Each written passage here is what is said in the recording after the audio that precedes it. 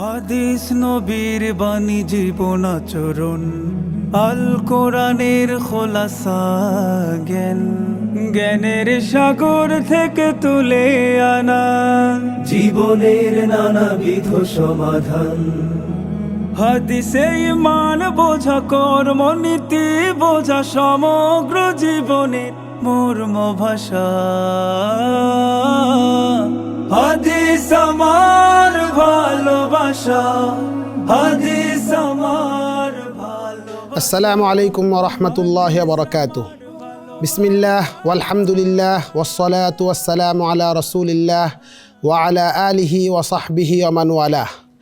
দেশে ও প্রবাসে যে যেখান থেকে আমাদেরকে দেখছেন, আপনাদের সকলকে আমন্ত্রণ জানাচ্ছি হাদিসের জ্ঞান বিষয়ক reality show great wall ceramic presents হাদিস আমার ভালোবাসা সিজন 3-তে, powered by CSRM, supported by Air Asia, ওমরা partner Akida tours and travels, co sponsor microfiber group এবং নতুন ধরা, awarded by Amrapali fruit syrup. প্রিয় দর্শক, দেখতে দেখতে চলে এলো আমাদের সেই মাহেন্দ্রক্ষণ। আজ শুরু হচ্ছে গ্র্যান্ড ফিনালে। গ্র্যান্ড ফিনালের আমাদের এই পর্বে 4 জন প্রতিযোগী তারা রয়েছেন। শুরুতেই তাদের সাথে পরিচিত হয়ে নিচ্ছি। গ্র্যান্ড ফিনালের আজকের যৌথ পর্বে শুরুতেই রয়েছেন ভোলার বন্ধু শামীম আহমেদ। আসসালামু আলাইকুম ওয়া রাহমাতুল্লাহি ওয়া বারাকাতুহু।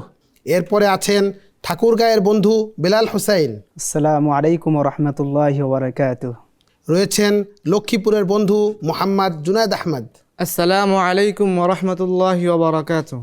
এবং সর্বশেষ ঢাকা দোহারের বন্ধু মোহাম্মদ ফুরকান আহমেদ। আসসালামু আলাইকুম ওয়া রাহমাতুল্লাহি ওয়া বারাকাতুহু। মুহাদ্দিস প্যানেলে রয়েছেন 2 জন বিদগ্ধ বিচারক। শুরুতেই জামিয়া শারঈয়া মালিবাগের সম্মানিত মুফতি ও মুহাদ্দিস শেখ মুফতি আব্দুস সালাম।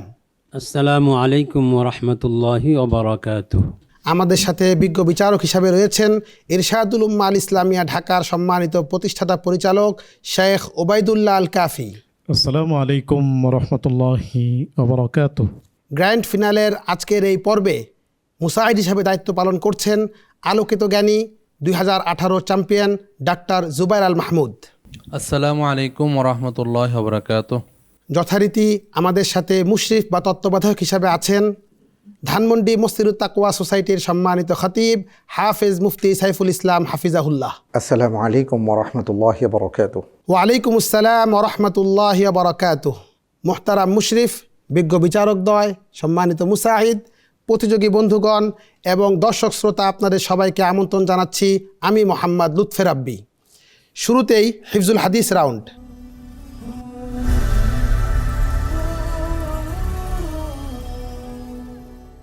এই রাউন্ডে আমাদের প্রত্যেক প্রতিযোগী 8টি করে হাদিস মুখস্থ এবং 2টি হাদিসের ভাবানুবাদ শোনাবেন। শুরুতেই ভোলার বন্ধু শামীম আহমদ। বিসমিল্লাহির রহমানির রহিম।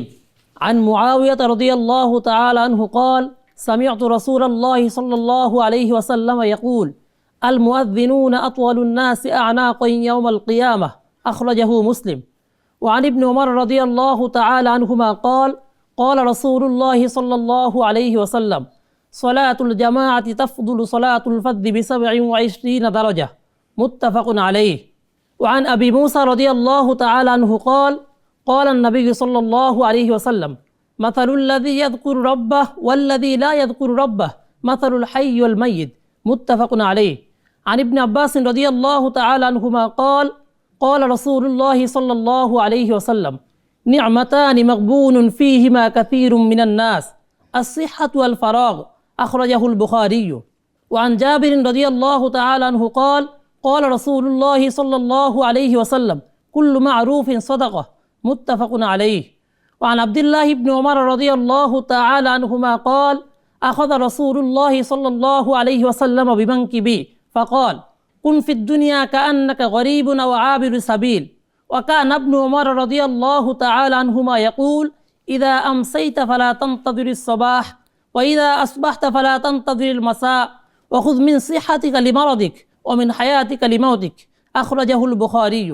وعن جابر رضي الله تعالى عنه قال سمعت رسول الله صلى الله عليه وسلم قبل موته ب3 أيام يقول لا يموتن أحدكم إلا وهو يحسن الظن بالله أخرجه مسلم.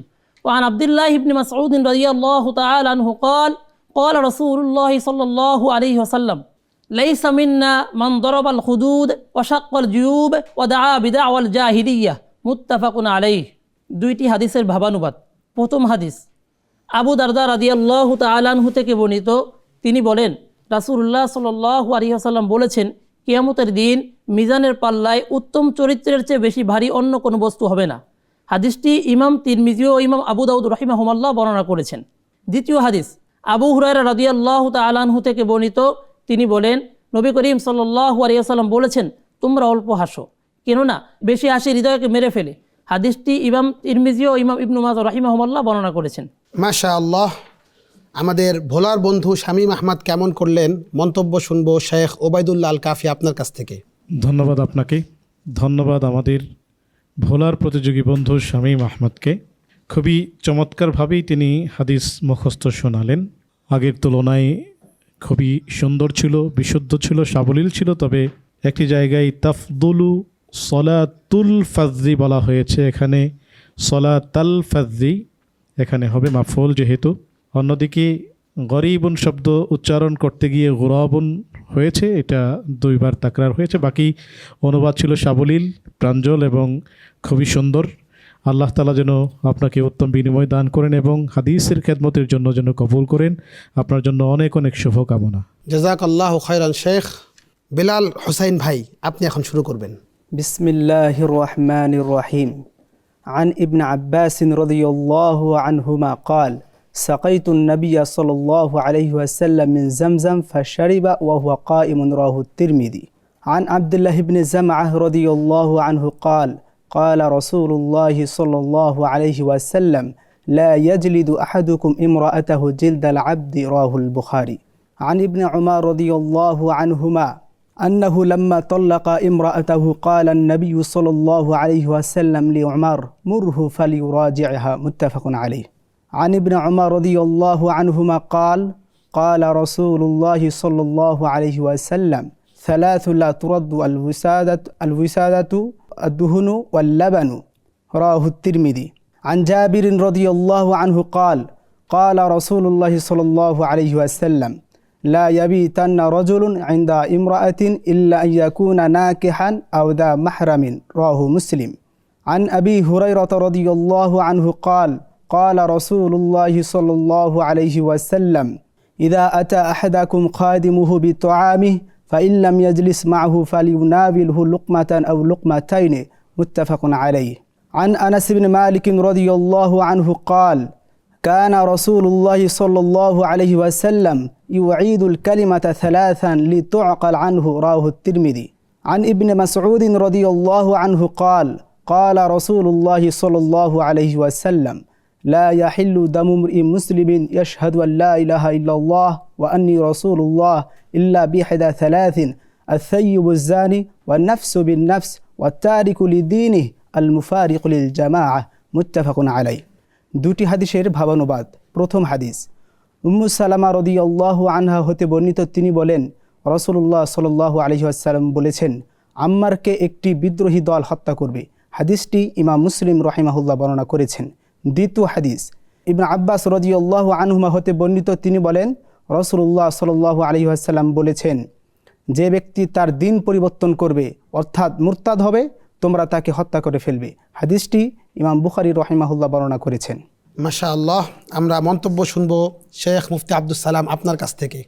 ধন্যবাদ আপনাকে, ধন্যবাদ ঠাকুরগাঁয়ের প্রতিযোগী বেলাল হোসেনকে। তিনি সাবলীলভাবেই সুন্দর উপস্থাপনায় হাদিসগুলো শুনিয়েছেন। তবে দ্বিতীয় হাদিসের মধ্যে লা ইয়াজিলুদু আহাদুকুম ইমরাআতাহু, এখানেও হামজা ওয়াসলকে হামজায় কাতঈ পড়েছেন। দ্বিতীয় হাদিসের মধ্যে আন্না ইবনে উমর তাল্লাকা ইমরাআতাহু নয় তাল্লাকা ইমরাআতাহু। তৃতীয় হাদিসের মধ্যে সালাসুন লা তুরাদ্দু আল ওয়াসাদাতু আল ওয়াসাইদু, এখানে বলতে গিয়ে বারংবার আপনি আড়ষ্টতার শিকার হয়েছেন। এই পর্যায়ে আজকের জন্য অন্তত এটা কাম্য ছিল না। পঞ্চম হাদিসের মধ্যে লা ইয়াবিতান্না রাজুলুন ইনদা, আবারও ইমরাআতিন পড়েছেন লা ইয়াবিতান্না রাজুলুন ইনদা ইমরাআতিন ইল্লা ইয়াকুনা নাকিহান আও যা মাহরামিন। এভাবে বললে আজকের পর্বটা সুন্দর হতো।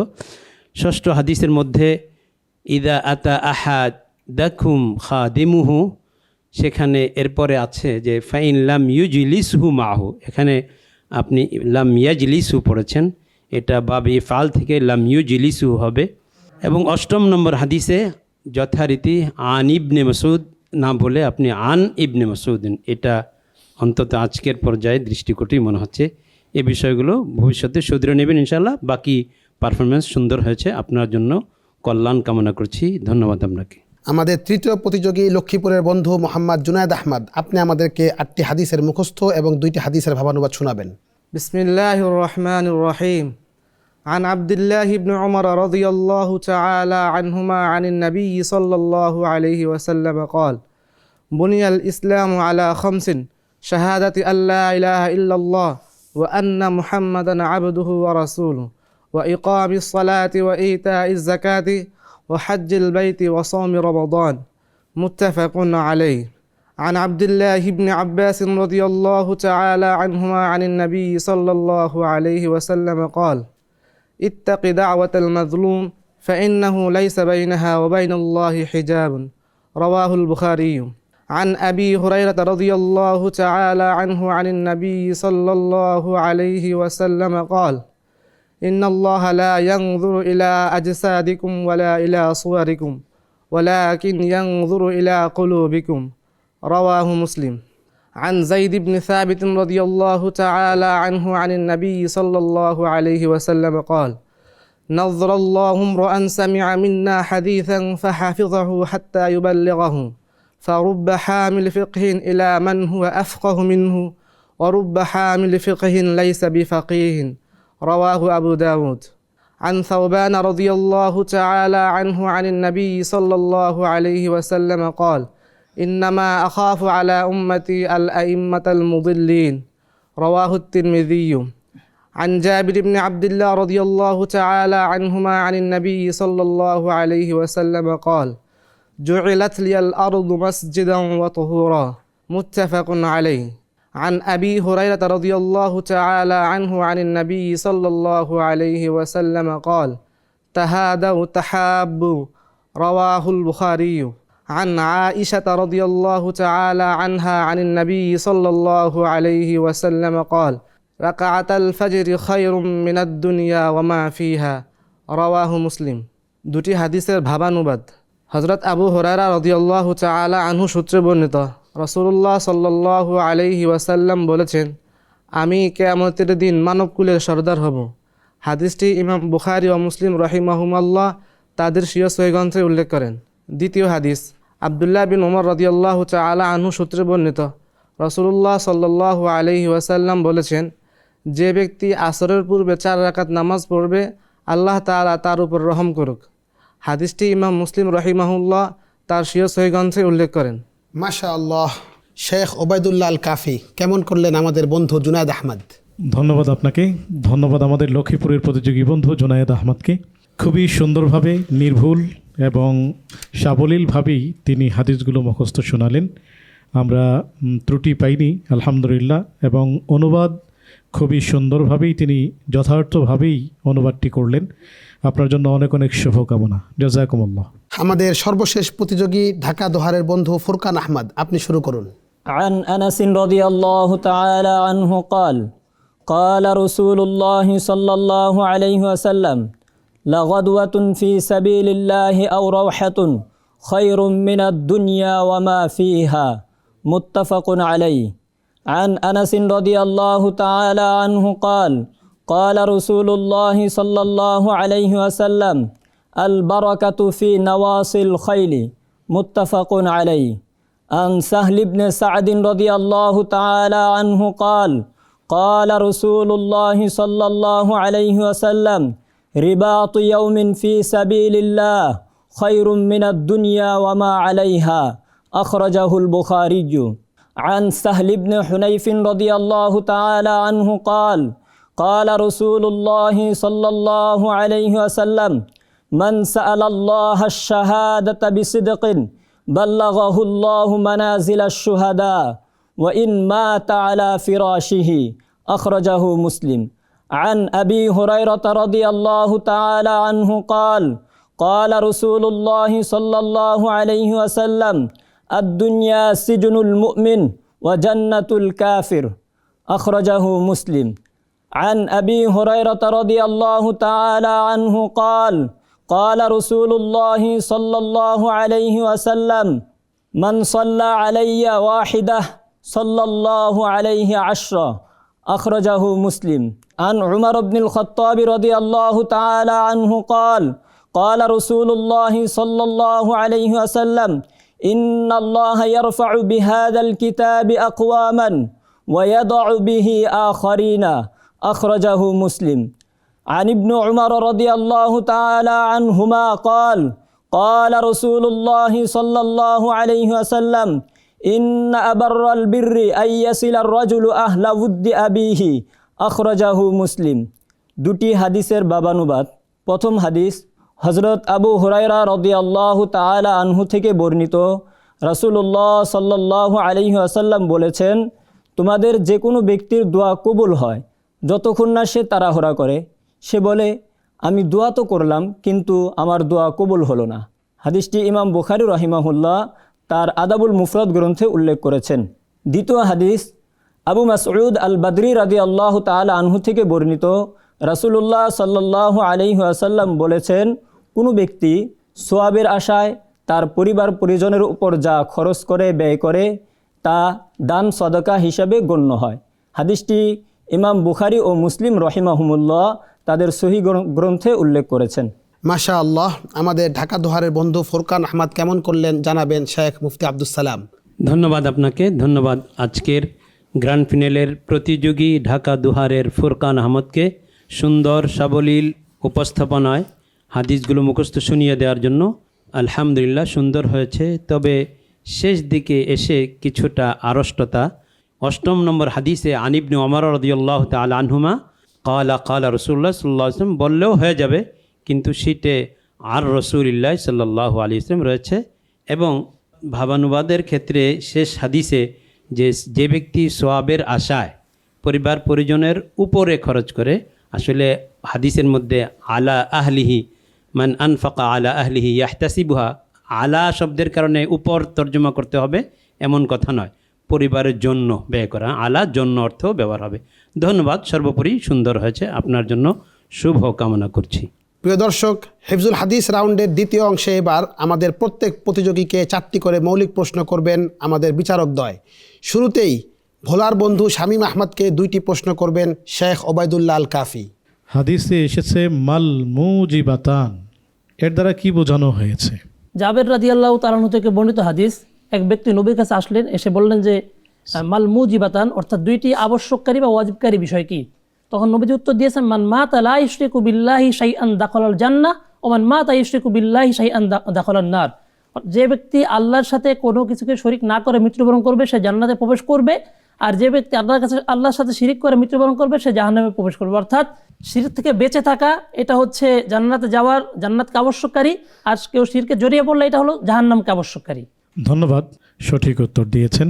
আমার তরফ থেকে দ্বিতীয় প্রশ্ন, হাদিসে এসেছে কান্নাকা গরিবুন, এই গরিবুন শব্দের অর্থ কি? গরিব শব্দের অর্থ হলো প্রবাসী বা ভিনদেশী। কি বোঝানো হয়েছে এখানে? বোঝানো হয়েছে সাধারণত আমরা যখন প্রবাস জীবনে যাই টাকা উপার্জনের জন্য অথবা অন্য কোনো কাজকে সামনে রেখে আমরা সাধারণত প্রবাসে যাওয়া হয়।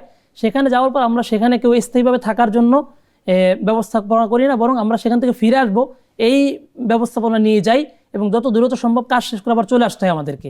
ঠিক দুনিয়াটা হলো আমাদের জন্য একটা প্রবাস জীবন, এই দুনিয়ার জীবন ছেড়ে আমাদেরকে পরকালীন স্থায়ী জীবনে পাড়ি দিতে হবে। ধন্যবাদ আপনাকে, খুবই চমৎকারভাবে বললেন। পৃথিবীটা আসলে আমাদের জন্য স্থায়ী কোনো ঠিকানা নয়, আমাদের স্থায়ী ঠিকানা হলো জান্নাহ। ছিলাম জান্নাতে, আবারও ফিরে যাব জান্নাতে। দুনিয়াতে আল্লাহ রাব্বুল আলামিনের বিধানগুলো মেনে চলে সুন্দরভাবে চলার তৌফিক দান করুন। শুকরান আপনাকে। পরবর্তী 2টি প্রশ্ন করবেন শেখ মুফতি আব্দুস সালাম।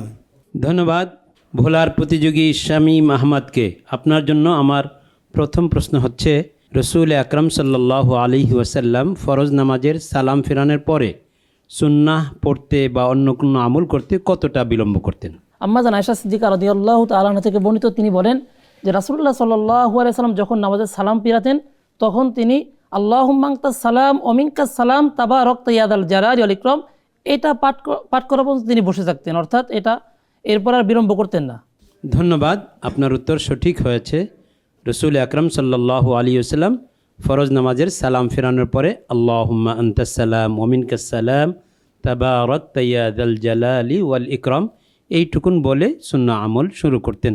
এর আবার কেউ কেউ এক্ষেত্রে আল্লাহুম্মা আনতাস সালাম ওয়া মিনকাস সালাম হাইয়িনা রব্বানা বিসসালাম ইত্যাকার অংশ হাদিসের মধ্যে প্রবিষ্ট করা, এটা মুদরাজ মিনার রুয়াত আও মিনহুম, এটা উচিত নয়। যেইটুকুন হাদিসের মধ্যে আছে ওইটুকুন অংশ হাদিস মনে করা আমল করাই উচিত। ধন্যবাদ আপনাকে। আপনার জন্য দ্বিতীয় প্রশ্ন হচ্ছে, রসুল আকরম সাল্লাল্লাহু আলাইহি ওয়াসাল্লাম মৃত্যু সজ্জায় ইয়াহুদ এবং নাসারাদের জন্য কি বদদুয়া করে গিয়েছিলেন, সেই হাদিসটা টেক্সটটাও বলবেন। عن عائشة رضي الله تعالى عنها قالت قال رسول الله صلى الله عليه وسلم في مرضه الذي لم يقم منه لعن الله اليهود والنصارى اتخذوا قبور أنبيائهم مساجدا متفق عليه। যেখানে আম্মাজান আয়েশা সিদ্দিকা রাদিয়াল্লাহু তাআলা আনহা থেকে বর্ণিত, তিনি বলেন রাসূলুল্লাহ সাল্লাল্লাহু আলাইহি ওয়াসাল্লাম মৃত্যুশয্যায় শায়িত অবস্থায় ইহুদি নাসারাদেরকে লানত করেছেন। যিনি বলেছেন লানাল্লাহুল ইয়াহুদ ওয়ান নাসারা, আল্লাহ ইহুদি এবং নাসারাদের প্রতি অভিসম্পাত করুক, লানত করুক, কারণ তারা ইত্তাখাযু কুবুর আম্বিয়াহিম মাসাজিদা, তারা তাদের নবীদের কবরসমূহকে সিজদার জায়গা বানিয়ে নিয়েছিল, সেগুলোকে সিজদা করত। ধন্যবাদ, আপনার উত্তর সঠিক হয়েছে, আপনার জন্য শুভকামনা রইল। আমাদের পরবর্তী প্রতিযোগী ঠাকুরগাঁয়ের বন্ধু বেলাল হোসেনকে প্রথম দুইটি প্রশ্ন করবেন শেখ ওবায়দুল্লাহ আল কাফি। ধন্যবাদ আপনাকে। আমাদের ঠাকুরগাঁয়ের বন্ধু বেলাল হোসাইনের জন্য আমার তরফ থেকে প্রথম প্রশ্ন। নবীজি সাল্লাল্লাহু আলাইহি ওয়াসাল্লাম তিনটি জিনিস কখনোই ফিরিয়ে দিতেন না, সেই তিনটি জিনিস কি আরবি সহ বলবেন। عن ابن عمر رضي الله عنهما قال قال رسول الله صلى الله عليه وسلم ثلاث لا ترد الوسائد والدهن واللبن। রাসূলুল্লাহ সাল্লাল্লাহু আলাইহি ওয়াসাল্লাম বলেছেন তিনটি জিনিস কেউ চাইতে আসলে ফেরত দিবে না। একটা হচ্ছে বালিশ, দ্বিতীয় হচ্ছে তেল, তৃতীয় হচ্ছে দুধ। তার অর্থ হলো যদি কেউ এগুলো হাদিয়া করে কখনোই না বলতে নেই। আল্লাহ রাব্বুল আলামিন আমাদেরকে বোঝার তৌফিক দান করুন। সঠিক উত্তর। আমার তরফ থেকে দ্বিতীয় প্রশ্ন। হাদিসে এসেছে আস-সাইয়্যিবুজ জানি ওয়ান নাফসু বিন নাফস ওয়াত তারিকু লিদীনিহি আল মুফারিকু লিল জামাআহ, কি বোঝানো হয়েছে? এই হাদিস থেকে বোঝানো হয়েছে যে কোনো ব্যক্তিকে হত্যা করা যাবে না। ইসলাম একটি ন্যায় ইনসাফ প্রতিষ্ঠা করে রেখেছে, যেখানে কারো প্রতি জুলুম অবিচার অন্যায় করা হবে না, প্রত্যেকের প্রতি এখানে ইনসাফ করা হবে। তবে কেউ যদি অন্যায় করে তাহলে তাকে ছাড় দেওয়া হবে না ইসলামের দৃষ্টিকোণ থেকে। এই কারণে ইসলাম একটি মূলনীতি নির্ধারণ করে দিয়েছে, কাউকে হত্যা করতে হলে তার মাঝে তিনটি যদি কারণ থাকে, অপরাধ থাকে, মহা অপরাধ, তাহলে সেগুলোর কারণে তাকে হত্যা করা হবে। এখানে রাসূলুল্লাহ সাল্লাম সে হাদিসে তিনটি বিষয় উল্লেখ করেছেন, যে আস-সাইয়্যিবুজ জানি, বৃদ্ধ জেনাকারী, ওয়ান নাফসু বিন নাফস, যে মানুষকে হত্যা করবে তার কারণে তাকেও হত্যা করা হবে। এরপরে বলেছেন ওয়া তারিকু লিদ্দীনি, অর্থাৎ যে ইসলাম ত্যাগ করবে অর্থাৎ মুরতাদ হয়ে যাবে। সঠিক উত্তর। তবে আস-সাইয়্যিবুজ জানি আপনি বলেছেন বৃদ্ধ, বিষয়টি বৃদ্ধ নয়, বিবাহিত। বিবাহিত নারী অথবা পুরুষ যদি জিনা করে তাহলে পৃথিবীতে থাকার তার যে অনুমোদন আল্লাহর তরফ থেকে সেটি রহিত হয়ে যায়, সে আর পৃথিবীতে থাকার বৈধতা রাখে না। এজন্য আল্লাহ রাব্বুল আলামিন যেন এই জাতীয় গর্হিত কাজ থেকে আমাদেরকে বিরত থাকার তৌফিক দান করেন। অনেক অনেক শুকরিয়া, আপনার জন্য শুভকামনা। পরবর্তী দুইটি প্রশ্ন করবেন শেখ মুফতি আব্দুস সালাম। ধন্যবাদ আপনাকে। ধন্যবাদ ঠাকুরগাঁয়ের প্রতিযোগী বেলাল হোসেনকে।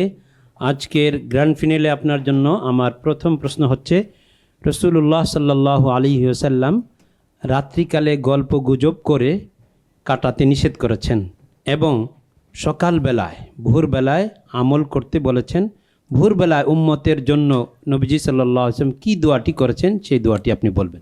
আন সখরিন আল কামিদি রাদিয়াল্লাহু আনহু قال قال رسول الله صلى الله عليه وسلم اللهم بارك لأمتي في بكورها। হাদিসের অনুবাদ হচ্ছে রাসূলুল্লাহ সাল্লাল্লাহু আলাইহি ওয়াসাল্লাম আল্লাহর কাছে দোয়া করেছিলেন, হে আল্লাহ, আপনি আমার উম্মতের মাঝে সকালের সময়টিতে বরকত দান করুন। ধন্যবাদ, আপনার উত্তর সঠিক হয়েছে। আপনার জন্য দ্বিতীয় প্রশ্ন হচ্ছে, আমি হাদিস বলছি, এই হাদিসের অর্থ বলবেন এবং রাবিকে তা বলবেন। আন ফুলানিন রাদিয়াল্লাহু তাআলা আনহু قال قال رسول الله صلى الله عليه وسلم لا يبيع حاضر لباد। হাদিসটির বর্ণনাকারী হচ্ছে বিখ্যাত সাহাবী জাবের রাদিয়াল্লাহু তাআলা আনহু। হাদিসটি তিরমিজিতে এসেছে। হাদিসটির সরল অনুবাদ হলো, কোনো শহরের ব্যক্তি গ্রাম্য ব্যক্তিকে ক্রয় বিক্রয় করে দিবে না। এরপরে বলা হয়েছে দাউন নাসা ইয়ারযুকুল্লাহু বা'দাহুম বিবাদ, যে মানুষকে ছেড়ে দাও, তারা একে উপরের মাধ্যমে তারা জীবিকা অর্জন করে থাকে। লা ইয়াবিউ হাদিরুন লিবাদিন, স্পষ্ট করে অর্থটা বলেন।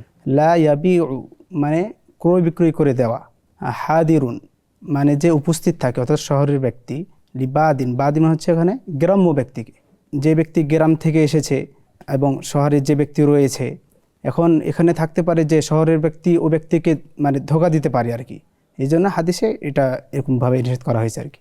আসলে এই হাদিসের মধ্যে দুটি জিনিসকে নিষেধ করা হয়েছে। একটা হলো লা ইয়াবিউ হাদিরুন লিবাদিন, লামের অর্থ হলো তাওকিলান আনিল বাদি, অর্থাৎ গ্রাম্য ব্যক্তি যদি শহরে বন্ধুর কাছে কোনো জিনিস নিয়ে আসে, তখন শহরে বন্ধু গ্রাম্য ব্যক্তির পক্ষ হয়ে বিক্রি করে দিবে না এবং শহরবাসীদের কাছে উচ্চ মূল্যে বিক্রি করবে না, এতে শহরবাসীরা কষ্টের মধ্যে পড়ে যাবে, এটা নিষেধ করে দেওয়া হয়েছে। আরেকটা হলো যে লা ইয়াবিউ হাদিরুন লিবাদিন, অর্থাৎ এখানে লামের অর্থ হবে মিন, শহুরে ব্যক্তি ব্যবসায়ী যিনি, তিনি গ্রাম্য ক্রেতার কাছে বিক্রি করবেন না, বরং তাকে শহরের ভাবসাব বুঝতে দিবেন। শহরে 100 টাকার জিনিস 1000 টাকা হাঁকিয়ে বিক্রয় করা হয়, এটা গ্রাম্য ব্যক্তি জানেন না, এই জন্য তিনি এক্ষেত্রে অনেক বেশি প্রতারিত হতে পারেন। রাসূল সাল্লাল্লাহু আলাইহি ওয়াসাল্লাম রাহমাতুল্লিল আলামিন তিনি উম্মতকে প্রতারণা করতে নিষেধ করেছেন, সেই ধারাবাহিকতায় এই কাজটাও নিষেধ করে দিয়েছেন। তাহলে এখানে দুইটা জিনিস, যে গ্রাম্য ব্যক্তির পক্ষ হয়ে শহুরে ব্যক্তি বিক্রয় করবে না, কিংবা শহুরে ব্যক্তি গ্রাম্য ব্যক্তির কাছে সরাসরি তাকে বাজারের ভাব বোঝার আগে বিক্রি করবে না। ধন্যবাদ আপনাকে, আপনার উত্তরটি আংশিক সঠিক হয়েছে।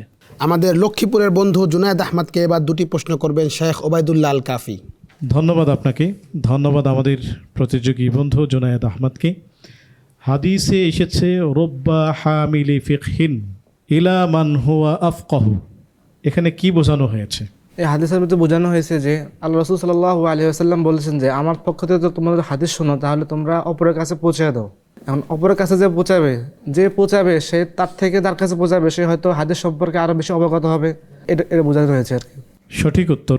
আরও সুন্দর হতো যদি বলতেন যে সবার মেধা এক নয়, যিনি শুনেছেন তার মেধা বুদ্ধিমত্তা বোধশক্তি একটু কম, কিন্তু তিনি যখন অন্যের কাছে বলছেন তিনি তার চেয়েও আরও বুদ্ধিমান বিচক্ষণ, তিনি সেখান থেকে আরও অনেক সুন্দর সুন্দর বিষয় বের করে নিতে পারেন, এমন আছে। এই কারণে নবীজি সাল্লাল্লাহু আলাইহি ওয়াসাল্লাম বলেছেন যে আমার কাছ থেকে শুনলে তোমরা পৌঁছে দাও, তো তোমরা যা বুঝেছ তার চেয়েও আরও বিচক্ষণ ব্যক্তি পাবে যারা আরও ভালো বুঝবে এবং মানুষের কাছে সঠিক দিনটাকে ছড়িয়ে দিবে। জাযাকুমুল্লাহ। আপনার জন্য আমার তরফ থেকে দ্বিতীয় প্রশ্ন। নবীজি সাল্লাল্লাহু আলাইহি ওয়াসাল্লাম বলেছেন মান তাশাব্বাহা বিকওমিন ফাহুয়া মিনহুম, কি বোঝানো হয়েছে? এখানে বোঝানো হয়েছে যে কাফের মুশরিকদের যেগুলা রীতিনীতি, কাফের মুশরিকদের সাথে যেগুলা বিশেষত ইসলামের সাথে সংঘর্ষ, ওই ক্ষেত্রে যদি কাফের মুশরিকদের অনুসরণ করে তাহলে সেই ব্যক্তি কাফের মুশরিকদের অন্তর্ভুক্ত হয়ে যাবে। সঠিক উত্তর। আরও সুন্দর হতো যদি বলতেন ভিন্ন ধর্মাবলম্বী যারা, তাদের কৃষ্টি কালচার, তাদের তাহজিব তামাদ্দুন, তাদের যে লাইফ স্টাইল, সেগুলো যদি আমরা মুমিন মুসলমান অনুসরণ করি তাহলে এগুলো আমাদের জন্য বৈধ নয়। আল্লাহ তাআলা যেন আমাদেরকে পরহেজ করার তৌফিক দান করেন। আপনার জন্য শুভকামনা সঠিক উত্তর দেওয়ার জন্য। পরবর্তী দুইটি প্রশ্ন করবেন শেখ মুফতি আব্দুস সালাম। প্রতিযোগী জুনায়েদ আহমদকে আপনার জন্য আমার প্রথম প্রশ্ন, আমরা যে সালাত আদায় করি সেখানে তাশাহুদ পড়ি, এরপরে দুরুদ শরীফ পড়ি, দুরুদের পরে দোয়ায়ে মাসুরা পড়ি, দোয়ায়ে মাসুরা আল্লাহুম্মা ইন্নী যালামতু নাফসি, এটা পড়ে থাকি। এই দোয়াটা রাসূল সাল্লাল্লাহু আলাইহি ওয়াসাল্লাম থেকে কে শিখেছিলেন প্রথমে এবং কার মাধ্যমে এটা আমাদের সালাতে অংশ হয়েছে? আবু বকর সিদ্দিক রাদিয়াল্লাহু তাআলা আনহু। যদি হাদিসটি বলতেন। عن أبي بكر الصديق رضي الله تعالى عنه أنه قال لرسول الله صلى الله عليه وسلم علمني دعاء أدعو به في صلاتي قال قل اللهم إني ظلمت نفسي ظلما كثيرا ولا يغفر الذنوب إلا أنت فاغفر لي مغفرة من عندك وارحمني إنك أنت الغفور الرحيم। মোটামুটিভাবে আমরা সকলেই এই দোয়া পড়ে থাকি দোয়ায়ে মাসুরা হিসেবে, কিন্তু কেউ যদি হাদিসে বর্ণিত অন্য দোয়া বা কোরআনে বর্ণিত অন্য কোনো দোয়া, রব্বানা ভিত্তিক 40 রব্বানার দোয়া আছে, এগুলো পড়ে নেয় তাহলে তার সালাত আদায় সহি হবে কিনা আপনি যদি বলবেন। হবে। ধন্যবাদ আপনাকে, আপনার উত্তর সঠিক হয়েছে। আপনার জন্য আমার দ্বিতীয় প্রশ্ন হচ্ছে, আপনি বলবেন কেউ যদি কোনো ভালো কাজের প্রচলন দেয় তাহলে নবীজি সাল্লাল্লাহু আলাইহি ওয়াসাল্লাম সেটার জন্য কি পুরস্কারের কথা বলেছেন, এবং মন্দ কাজের প্রচলন দিলে পরে কি তার জন্য ক্ষতিকর বিষয় রয়েছে, এবং এই যে হাদিসটা আছে সেই হাদিসের শানে বুরুদ যদি বলতেন। عن جرير بن عبد الله رضي الله تعالى عنه عن النبي صلى الله عليه وسلم قال من سن في الإسلام سنة حسنة كان له أجرها وأجر من عمل بها بعده من غير أن ينقص من أجورهم شيء ومن سن في الإسلام سنة سيئة كان عليه وزرها ووزر من عمل بها من بعده من غير أن ينقص من أوزارهم شيء। রাসূলুল্লাহ সাল্লাল্লাহু আলাইহি ওয়াসাল্লাম বলেছেন, যে ব্যক্তি কোনো একটি ভালো কাজের প্রচলন করে ঘটায়, তাহলে সে ওই প্রচলনে সে নিজে আমল করলে যে সওয়াব পাবে, এমন অন্য যে আমল করলে সেও সওয়াব পাবে, তার অংশ সওয়াবের অংশ পাবে, তবে তার অংশ থেকে কোনো কিছু কমানো হবে না। মানে অর্থাৎ যে ব্যক্তি কোনো একটা ভালো কাজের প্রচলন ঘটায় এবং ওই ভালো কাজটা অন্য একজন করে, তাহলে ওই অপরজন যে কাজটা ভালো কাজটা করলো, প্রথম যে কাজটা শুরু করলো, ওই দ্বিতীয় ব্যক্তির সওয়াবের অংশ প্রথম ব্যক্তি পাবে, তবে দ্বিতীয় ব্যক্তির সওয়াব থেকে কোনো অংশ কমানো হবে না। তদ্রূপ যে ব্যক্তি কোনো খারাপ কাজের প্রচলন ঘটায়, তাহলে সেই খারাপ কাজের গুনাহ তার নিজেরও হবে এবং পরবর্তীতে যদি কেউ ওই খারাপ কাজটা করে, তাহলে ওই ব্যক্তির যে গুনাহ হবে তার ওই গুনাহ থেকে ওই প্রথম ব্যক্তি যে চালু করছে উনিও গুনাহ অংশ পাবে, তবে দ্বিতীয় ব্যক্তি যে আমল করছে তার গুনাহ থেকে কোনো কিছু কমানো হবে না। অর্থাৎ প্রত্যেকে তার গুনাহ অংশ পাবে আর কি, বাকি কারো অংশ থেকে কোনোটা কমানো হবে না। ধন্যবাদ আপনাকে, আপনার উত্তর সঠিক হয়েছে। আমাদের আজকের সর্বশেষ প্রতিযোগী ফুরকান আহমদ আপনাকে প্রথম দুটি প্রশ্ন করবেন শেখ ওবায়দুল্লাহ আল কাফি। ধন্যবাদ আপনাকে। আমাদের ঢাকা দোহারের ফুরকান আহমদের জন্য প্রথম প্রশ্ন আমার তরফ থেকে। নবীজি সাল্লাল্লাহু আলাইহি ওয়াসাল্লাম বলেছেন, আল বারাকাতু ফি নওয়াসিল খাইলি, কি বোঝানো হয়েছে এতে? হযরত আনাস রাদিয়াল্লাহু তাআলা আনহু থেকে বর্ণিত, রাসূলুল্লাহ সাল্লাল্লাহু আলাইহি ওয়াসাল্লাম বলেছেন যে ঘোড়ার কপালে বরকত রয়েছে। এখানে ঘোড়ার কপাল বলে মানে বোঝানো হয়েছে যে পুরো ঘোড়ার মধ্যে, ঘোড়া যেহেতু এটি যুদ্ধের জিহাদের বাহন ছিল, প্রাচীনকালে ঘোড়া জিহাদের জন্য খুব বেশি ব্যবহার হতো, আর জিহাদের মাধ্যমে আল্লাহ তাআলা মুসলমানদেরকে বিজয় দেন এবং আল্লাহ তাআলা ইসলামের মর্যাদাকে বৃদ্ধি করেন, কাফেরদের উপর ইসলাম প্রতিষ্ঠিত হয় এই জন্য, এবং গনিমত লাভ হয়। এই জন্য এই সমস্ত বিষয়ের দিকে লক্ষ্য করে বলা হয়েছে যে ঘোড়ার কপালে বরকত রয়েছে।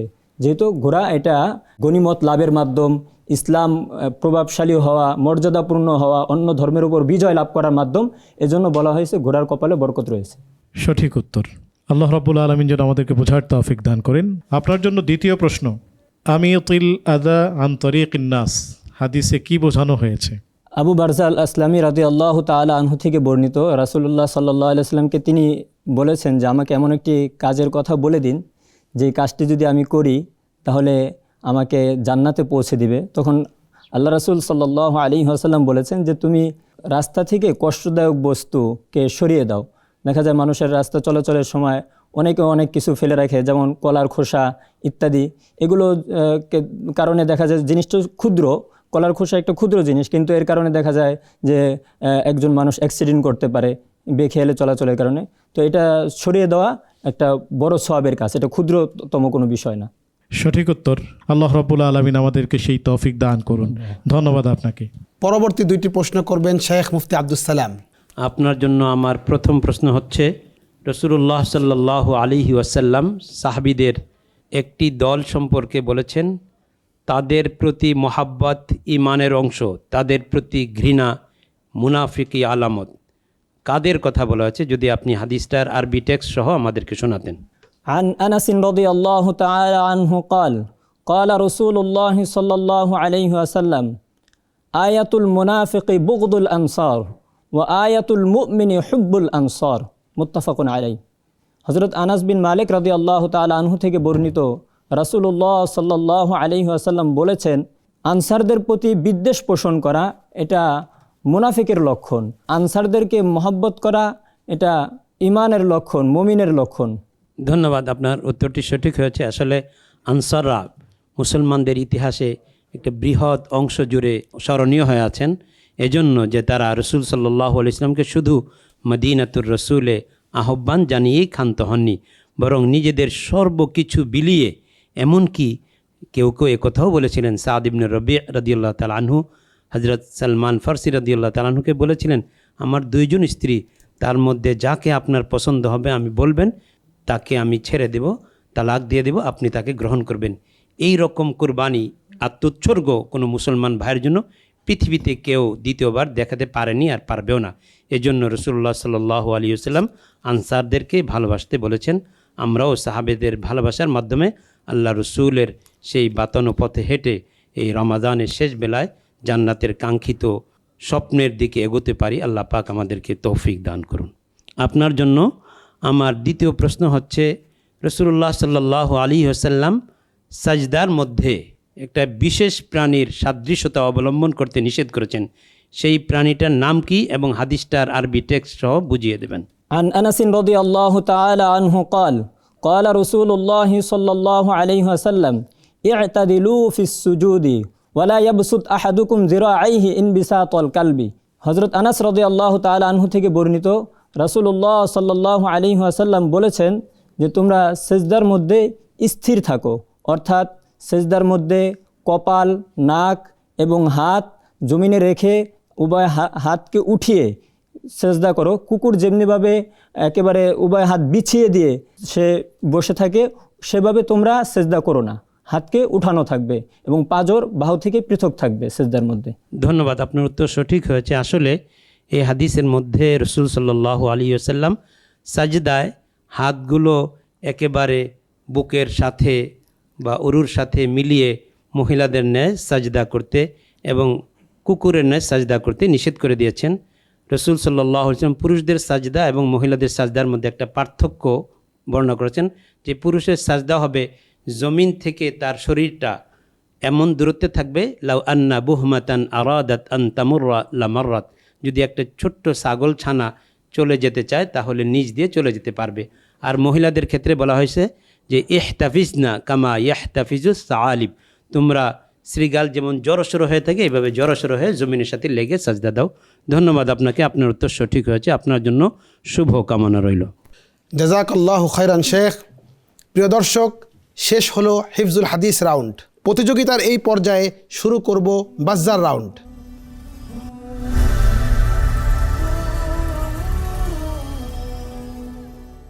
বাজ্জার রাউন্ডে আমি আমার প্রতিযোগী বন্ধুদেরকে 5টি প্রশ্ন করব।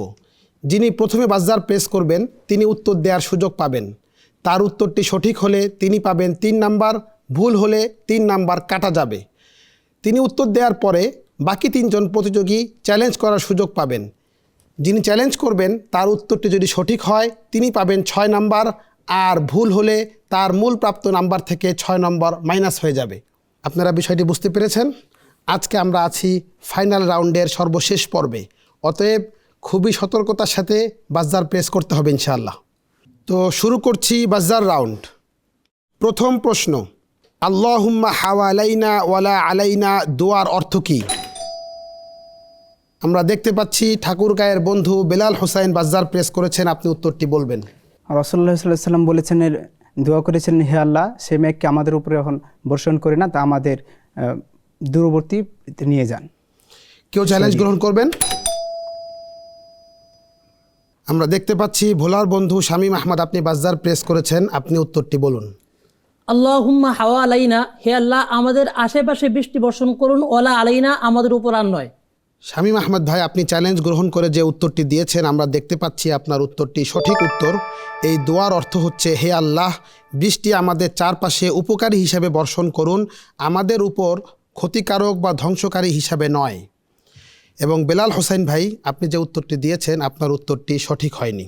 দ্বিতীয় প্রশ্ন, ইমাম বুখারী রহমতুল্লাহ আলাইহির হস্তলিখিত মূল পাণ্ডুলিপি আর তারিখুল কাবির গ্রন্থটি ভারতের প্রখ্যাত কোন আলেমের ব্যক্তিগত গ্রন্থাগারে সংরক্ষিত আছে? কেউ বাজ্জার প্রেস করলেন না, উত্তরটি হচ্ছে মাওলানা শামসুল হক আজিমাবাদী রহমতুল্লাহ আলাইহির গ্রন্থাগারে। উনি ইন্তেকাল করেছেন 1329 হিজরি 1911 খ্রিস্টাব্দে। তৃতীয় প্রশ্ন, রাসূলুল্লাহ সাল্লাল্লাহু আলাইহি ওয়াসাল্লাম ঘরে কি ঝুলিয়ে রাখতে বলেছেন? বেলাল হোসেন ভাই, আপনি বাজ্জার প্রেস করেছেন, আপনি উত্তরটি দিবেন। চাবুক আর সাউথ। কেউ চ্যালেঞ্জ নেবেন? কেউ চ্যালেঞ্জ নিলেন না। বেলাল ভাই, আপনার উত্তরটি সঠিক হয়েছে। চতুর্থ প্রশ্ন, রাসূলুল্লাহ সাল্লাল্লাহু আলাইহি ওয়াসাল্লাম কাকে তাবুবাসীদের নেতা বলে অভিহিত করেছেন? আমরা দেখতে পাচ্ছি ভোলার বন্ধু শামীম আহমদ, আপনি বাজ্জার প্রেস করেছেন, উত্তরটি বলুন। কায়েস ইবনে আসেম। কেউ চ্যালেঞ্জ নেবেন? কেউ চ্যালেঞ্জ নিলেন না। শামীম আহমদ ভাই, আপনার উত্তরটি সঠিক উত্তর। কায়েস ইবনে আসিম আস-সাদি রাদিয়াল্লাহু আনহু। সর্বশেষ প্রশ্ন, যে ব্যক্তি কোনো জিনিস না পেয়েও তা পাওয়ার ভান করে সে কার মতো?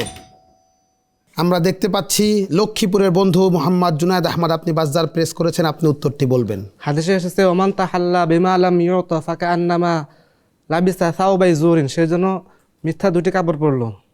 কেউ চ্যালেঞ্জ করবেন? কেউ চ্যালেঞ্জ করলেন না। আমরা দেখতে পাচ্ছি জুনায়েদ আহমদ, আপনি যে উত্তরটি দিয়েছেন আপনার উত্তরটি সঠিক উত্তর, অর্থাৎ মিথ্যার দুটি পোশাক পরিধানকারীর মতো। প্রিয় দর্শক, শেষ করলাম বাজার রাউন্ড, যাচ্ছি আমাদের পরবর্তী ধাপ বিষয়ভিত্তিক আলোচনা ধাপে।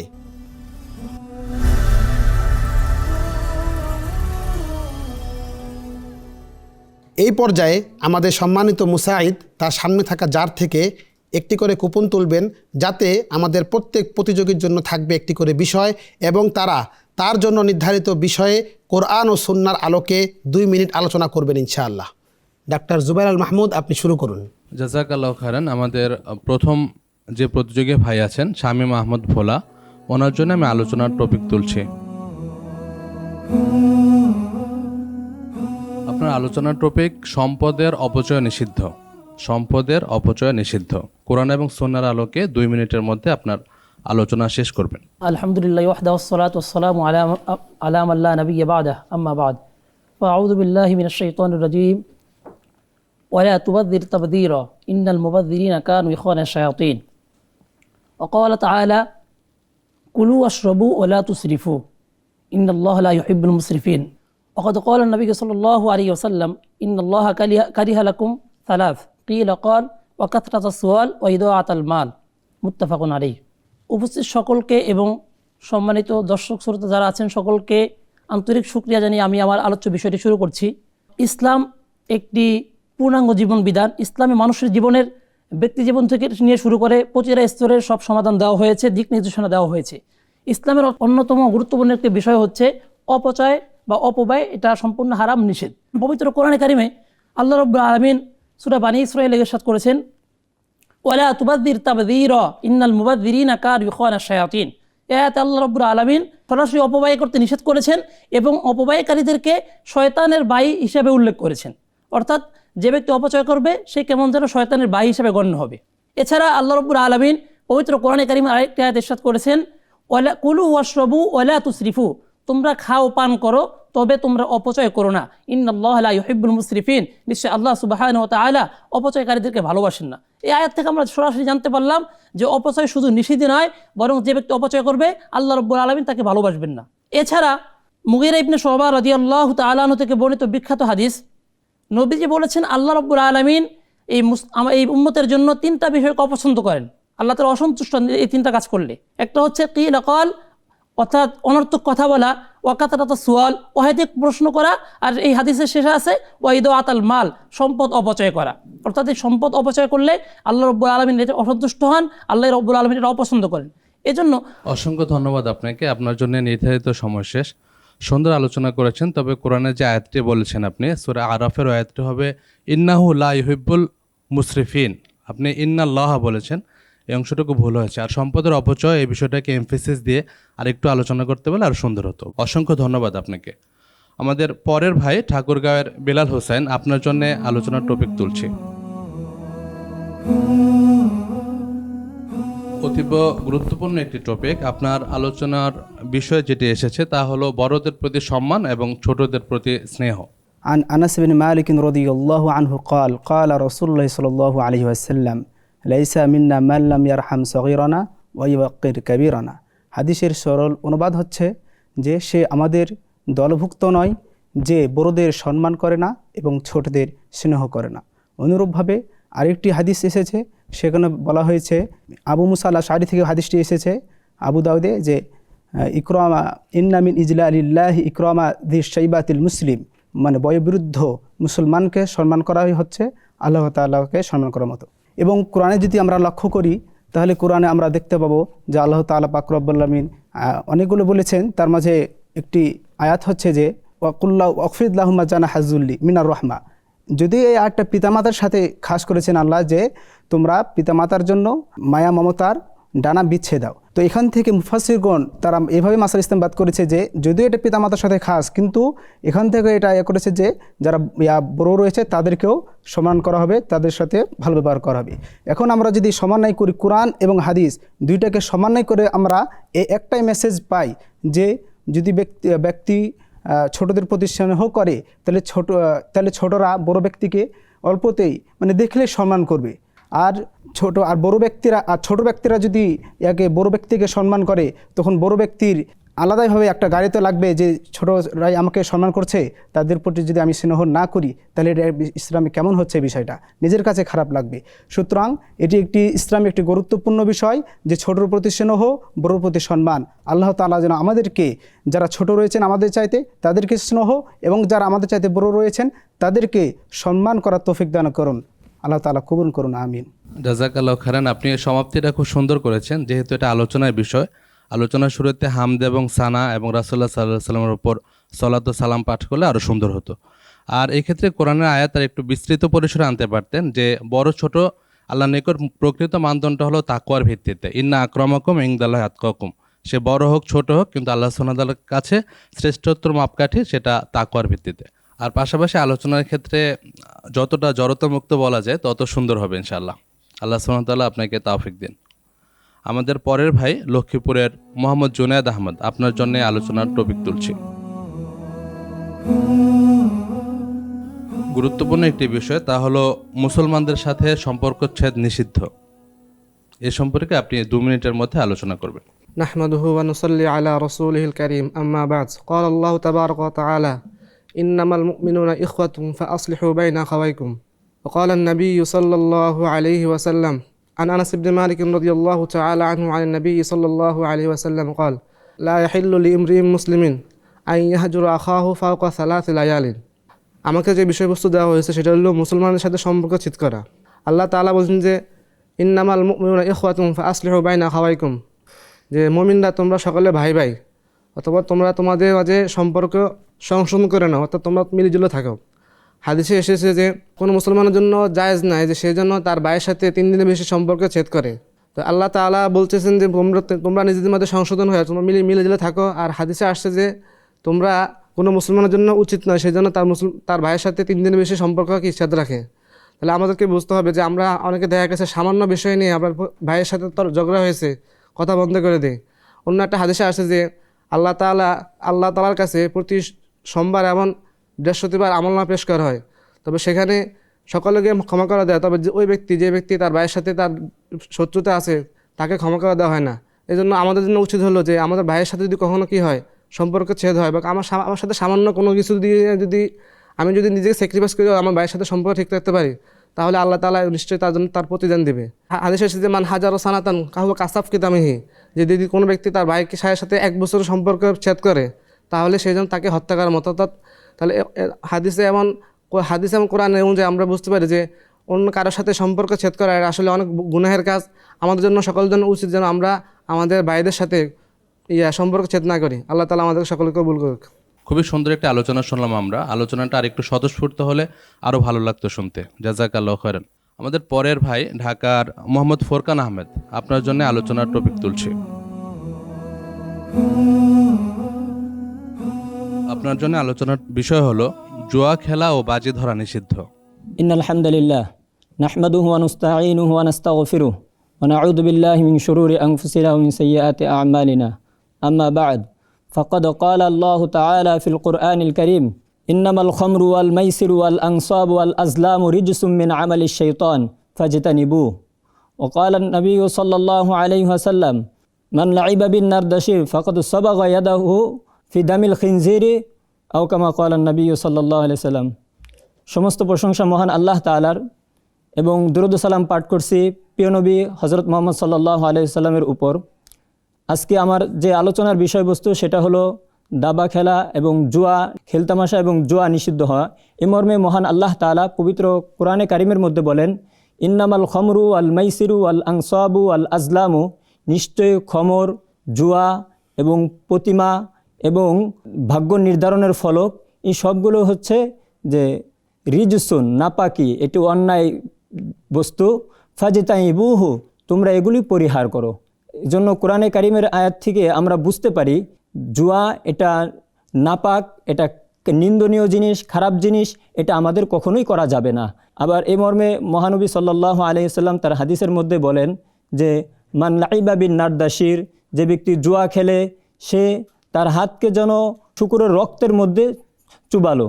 এটা কত নিন্দনীয় একটি কথা যে শুকুরের রক্ত, এটা কত খারাপ জিনিস যে শুকুর মানুষের জন্য, মুসলমানের জন্য, এই উম্মতের জন্য শুকুর হারাম।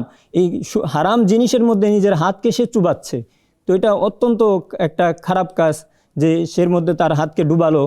এই ধরনের খারাপ কাজে অগ্রসর হওয়া এটা আমাদের জন্য, মুমিনের জন্য কখনোই ঠিক হবে না। এজন্য আমি সকলকে উদাত্ত আহ্বান জানাবো যে আমরা যেন এই জুয়া, তারপর মন্দ খেলতামাশা এগুলো থেকে আমরা বিরত থাকি, আল্লাহ তাআলার দিকে ধাবিত হই। আল্লাহ তাআলা আমাদের সকলকে তৌফিক দান করুন। জাযাকাল্লাহ খায়রান। সুন্দর আলোচনা করেছেন। তো আলোচনার ক্ষেত্রে কোরআনের যে আয়াতটি ছিল সূরা মাইদার 90 নম্বর আয়াত, এটা পরিপূর্ণ করলে আরও ভালো হতো। আল্লাহ সুবহানাহু ওয়া তাআলা মুমিনদের উদ্দেশ্য করে বলেছেন, ইয়া আইয়ুহাল্লাযীনা আমানু, হে ঈমানদারগণ তোমরা মদ, জুয়া, প্রতিমা এবং ভাগ নির্ধারক শর্ত থেকে দূরে থাকো। সে বলা হচ্ছে ফাজতানিবুহু লাআল্লাকুম তুফলিহুন, অর্থাৎ তা থেকে তোমরা দূরে থাকো, আশা করা যায় তোমরা এর মাধ্যমে সফলকাম হবে। পাশাপাশি আলোচনার আরেকটা অংশ ছিল বাজি ধরা। এ সম্পর্কে আরেকটু বেশি আলোচনা শুনতে পারলে আরও ভালো লাগতো। আপনারা যে হাদিসের অংশগুলি বলেছেন এটা পরিপূর্ণভাবে আসেনি এবং টু দ্য পয়েন্ট হাদিসটা শুনতে পারলে ভালো লাগতো। আরও কিছু রেওয়ায়েত এসেছে যে দাবাতে বা জুয়া খেলা অংশগ্রহণ করে সে আল্লাহ এবং তার রাসূলের বিরুদ্ধাচরণ করে, এই হাদিসটাও আসতে পারতো। অসংখ্য ধন্যবাদ আপনাকে। আপনাকে অনেক ধন্যবাদ ডাক্তার জুবায়ের আল মাহমুদ। প্রিয় দর্শক, শেষ হলো বিষয়ভিত্তিক আলোচনা সেগমেন্ট। গ্র্যান্ড ফিনালের আজকের পর্বে আমাদের 4 জন প্রতিযোগী জ্ঞানযুদ্ধে অবতীর্ণ হয়েছেন এবং তারা তাদের সর্বোচ্চ চেষ্টা দিয়ে পারফর্ম করে যাচ্ছেন। চলুন আজকের সর্বশেষ সেগমেন্ট ঝটপট রাউন্ড শুরু করি।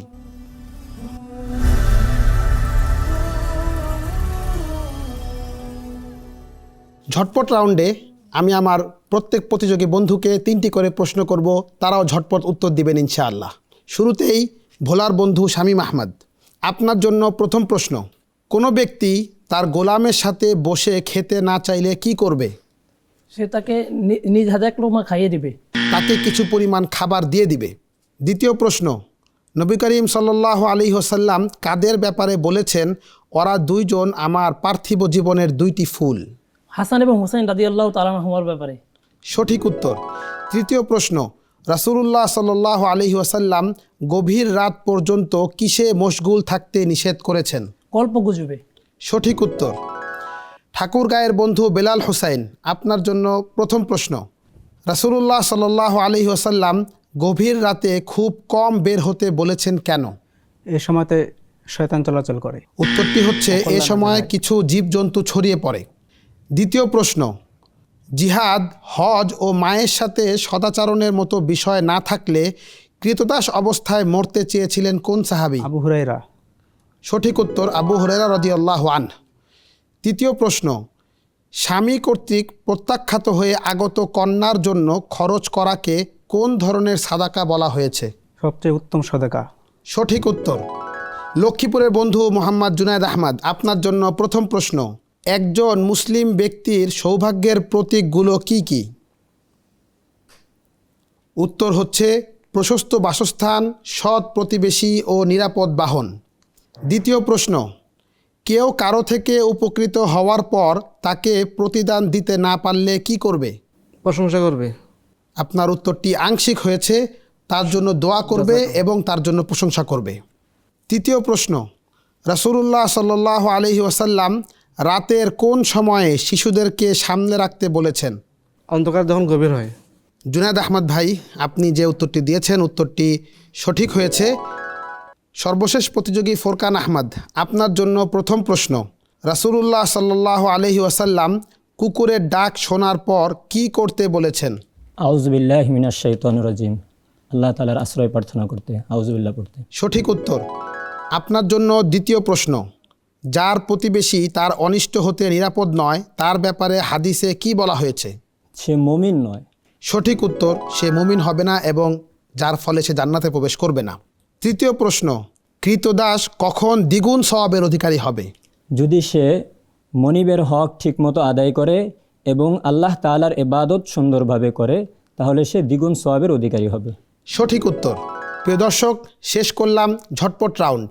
দেখতে পাচ্ছি আমাদের সম্মানিত বিচারকগণ ফলাফল তৈরি করছেন। চলুন এই ফাঁকে আমাদের মুশরিফ হাফেজ মুফতি সাইফুল ইসলাম হাফিজাহুল্লাহর কাছ থেকে একটি গুরুত্বপূর্ণ বিষয়ে কিছু নাসিহা শুনে আসি। শেখ, আমরা একটি চমৎকার হাদিস এখানে পেয়েছি যে রাসূলুল্লাহ সাল্লাল্লাহু আলাইহি ওয়াসাল্লাম বলেছেন যে স্বামী কর্তৃক প্রত্যাখ্যাত হয়ে কোনো কন্যা যদি তার বাবার বাড়িতে ফিরে আসে, তার প্রতি পিতামাতা যদি খরচ করে, এটাকে উত্তম সদাকা বলা হয়েছে। শেখ, আপনি আমাদেরকে আমাদের সমাজে যারা বিধবা নারী বা ডিভোর্সি নারী আছেন তাদের ভরণ পোষণ এবং তাদের উত্তম বাসস্থান দেওয়ার ব্যাপারে ইসলামের নির্দেশনা বিষয়ে কিছু গুরুত্বপূর্ণ নাসিহা করবেন ইনশাআল্লাহ। আপনাকে অনেক অনেক ধন্যবাদ জানাচ্ছি মোহতারাম উপস্থাপক। খুব গুরুত্বপূর্ণ একটি বিষয় আপনি বলেছেন যে স্বামী কর্তৃক যদি প্রত্যাখ্যাত হয়ে যায় কন্যা এবং তিনি যখন বাবার বাড়িতে ফিরে আসবেন তার খরচটা কে বহন করবেন। আসলে মূল নিয়মটা হলো যে অবশ্যই তালাক দেওয়ার পরেও চূড়ান্ত তালাক পতিত হবার আগে যে 3 তহুর বা 3 মাস সময় থাকে, এই সময় স্বামী তার ভরণ পোষণ বহন করবেন। কিন্তু স্বামী যদি অস্বীকার করেন, না দেন, তাহলে বাবার উপর দায়িত্ব আসবে, অর্থাৎ সেই মেয়ের বাবার উপর। তিনি এই মেয়েকে ভরণ পোষণ দেবেন। আর বাবা যদি না থাকেন তাহলে তার ভাই বা গার্ডিয়ান যারা আছেন তারা ভরণ পোষণের দায়িত্ব পালন করবেন। আরেকটা ব্যাপার থেকে যায় যে অনেক সময় আমরা দেখি যে অনেক সময় কন্যা স্বামীর বাড়ি থেকে তালাকপ্রাপ্ত হয়ে এসছেন, সেই সাথে তার সন্তানও আছে। এটা কি হবে? আসলে এই ক্ষেত্রে নিয়ম হলো স্বামীকে অর্থাৎ বাবাকে বহন করতে হবে, ওই ছোট বাচ্চার বাবাকে বহন করতে হবে সন্তানদের ভরণ পোষণ। কিন্তু সে যদি দিতে অস্বীকার করে অথবা সে যদি অপারগ হয়, তাহলে কি হবে? তাহলে নানা চেষ্টা করবেন, কারণ নানার দেওয়া দায়িত্ব না, কিন্তু এর অনেক ফজিলত আছে। ওয়ালাল মাউলুদি লাহু রিজকুহুন্না ওয়া কিসওয়াতুহুন্না বিল মারুফ। আল্লাহ তাআলা বলেছেন যে এই ক্ষেত্রে যারা অভিভাবক তারা যদি তাদের ভরণ পোষণের দায়িত্ব নেন, এটা তাদের জন্য উত্তম। এবং রাসূল সাল্লাল্লাহু আলাইহি সাল্লাম এটাও বলেছেন, কেউ যদি 3টা কন্যা সন্তান, 2টা কন্যা সন্তান অথবা বোন অথবা তাদের কোনো মেয়ে তাদের দায়িত্ব নেয়, তাহলে রাসূল সাল্লাল্লাহু আলাইহি সাল্লাম তাদের জান্নাতের দায়িত্ব নিয়েছেন। সুবহানাল্লাহ। এই জন্য আমরা এই আলোচনা থেকে এটাই বলবো যে কখনো যদি কোনো নারী অপারগ হয়ে তার বাবার বাড়িতে ফিরে আসতে বাধ্য হন তালাকপ্রাপ্তা হয়ে, তাহলে তাকে যেন অচ্যুত মনে করা না হয়, তাকে যেন সেই ঘর থেকে বের করে দেওয়া না হয়, তাকে যেন অপমান অপদস্থ করা না হয়, বরং তাকে যেন গনিমত মনে করা হয়, কারণ তার মাধ্যমে এই ঘরের মানুষগুলো জান্নাতে যাবার একটা মাধ্যম তৈরি হয়েছে, সেটা যেন চিন্তা করা হয়। আল্লাহ তাআলা সেই তৌফিক দান করুন। আমাদের সমাজ, আমাদের সংস্কারে আমাদের চিন্তার পরিবর্তন ঘটুক ইসলামের আলোকে। আপনাকে অনেক অনেক ধন্যবাদ জানাচ্ছি মোহতারাম উপস্থাপক। জাযাকাল্লাহ খায়র, আল্লাহু ইবারিক ফিক। জাযাকাল্লাহু খায়রান শেখ। আল্লাহ তাআলা আমাদেরকে এই কথাগুলোর উপর আমল করার তৌফিক দান করুন। প্রিয় দর্শক, আমরা সেই মাহেন্দ্র খরের অপেক্ষায় আমাদের হাদিস আমার ভালোবাসা সিজন 3-র কে হচ্ছেন চ্যাম্পিয়ন কিছুক্ষণের মধ্যে আমরা জেনে যাব ইনশাআল্লাহ। তবে তার আগে আমাদের এই আয়োজনকে যারা পৃষ্ঠপোষকতা করেছেন, যাদের সহযোগিতায় আমরা এই পুরো মাহে রমজান জুড়ে এই আয়োজনকে করতে পেরেছি, তাদের সাথে কথা বলবো ইনশাআল্লাহ। আমি শুরুতেই আমন্ত্রণ জানাচ্ছি মোহতারাম হাসান মাহমুদকে, assistant brand manager CSRM steel. আসসালামু আলাইকুম ওয়া রাহমাতুল্লাহ। ওয়ালাইকুম আসসালাম ওয়া রাহমাতুল্লাহি ওয়া বারাকাতুহু। শাইখ, কেমন আছেন আপনি? আলহামদুলিল্লাহ ভালো আছি, আপনি কেমন আছেন? আলহামদুলিল্লাহ, আমিও ভালো আছি। অত্যন্ত আনন্দের সাথে জানাচ্ছি যে আপনারা আমাদের হাদিস আমার ভালোবাসা এই আয়োজনের শুরু থেকেই ছিলেন, প্রথম 2টি সিজনেও ছিলেন, এই সিজনেও আপনারা আমাদের সাথে আছেন। আমাদের এই আয়োজনকে পুরো মাস জুড়ে আপনারা দেখেছেন। আশা করি আপনার কাছে কেমন লেগেছে অনুভূতি জানাবেন। হাদিস আমার ভালোবাসা বাংলাদেশের অন্যতম একটি জনপ্রিয় ইসলামিক রিয়েলিটি শো বা হাদিসের প্রতিযোগিতা অনুষ্ঠান। তো এটা খুব ভালো একটা প্রোগ্রাম। আমরা গত 3 বছর যাবৎ আপনাদের সাথে আছি।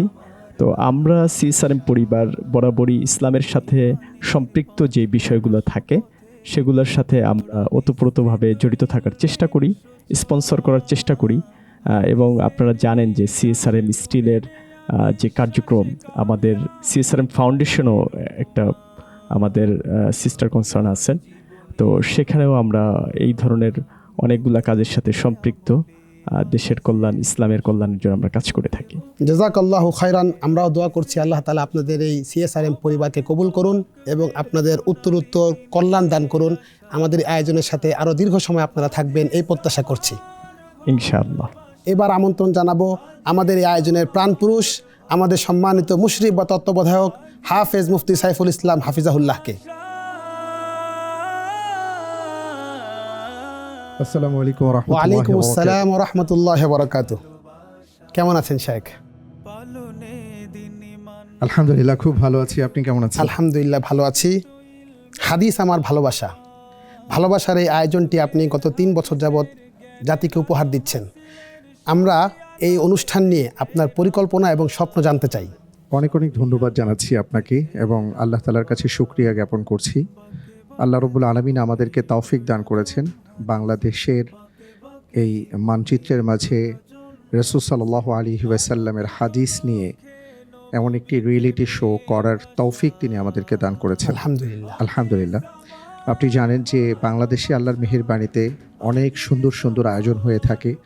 পবিত্র কোরআনুল কারীম নিয়ে আছে এবং আমাদের আরও একটি আয়োজন আছে আকিজ আলোকিত জ্ঞানী, যেখানে সার্বিকভাবে সকল জ্ঞান নিয়ে আমরা কাজ করি, কিন্তু স্পেসিফিক হাদিস নিয়ে আমাদের কোনো আয়োজন ছিল না। তো আল্লাহ রাব্বুল আলামিনের দয়া, আমরা এটা চিন্তা করেছিলাম, আমার সাথে মোহাম্মদ ইকবাল ভাই আছেন যিনি ক্যামেরার নেপথ্য নায়ক।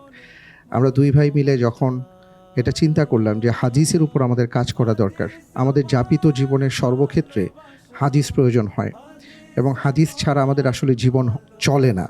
কিন্তু এই হাদিসের বিশাল ভাণ্ডারকে জাতির সামনে উপস্থাপন করবার কোনো প্ল্যাটফর্ম এ পর্যন্ত আমাদের চোখে পড়েনি। তো সেই আলোকেই আমরা হাদিস আমার ভালোবাসার এই আয়োজনটি শুরু করি। তো আল্লাহর মেহেরবানি, আলহামদুলিল্লাহ, আল্লাহ তাআলা তৌফিক দান করেছেন। এইভাবেই আমাদের 3য় বছরের মতন পথ চলা। পাশাপাশি একটি কথা না বললেই নয়, আমরা যখন এই জাতীয় কাজ করি স্বাভাবিকভাবে এখানে অনেক অর্থের প্রয়োজন হয়।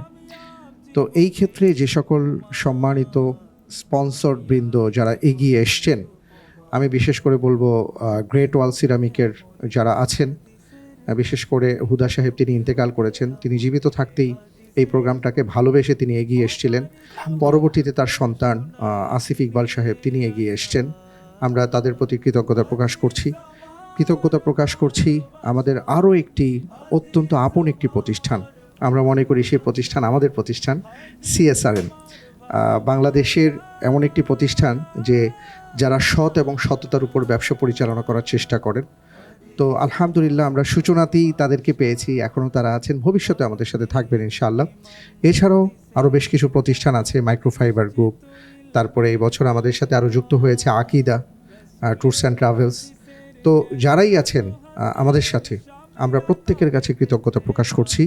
আল্লাহ রাব্বুল আলামিন সবাইকে কবুল করুন, আমিন। এবং আমরা যেন কিয়ামতের ময়দানে দাঁড়িয়ে বলতে পারি যে আমরা হাদিস নিয়ে কিছু কাজ করতে পেরেছি। আল্লাহুম্মা আমিন। আল্লাহ তাআলা আপনার এই স্বপ্নকে কবুল করুন, হাদিস আমার ভালোবাসাকে বহু বছরের জন্য কবুল করুন ইনশাআল্লাহ। আমিন আমিন। প্রিয় দর্শক, আমরা শেখ মুফতি সাইফুল ইসলাম হাফিজাহুল্লাহর মুখ থেকে একটি চমৎকার নাম শুনেছি।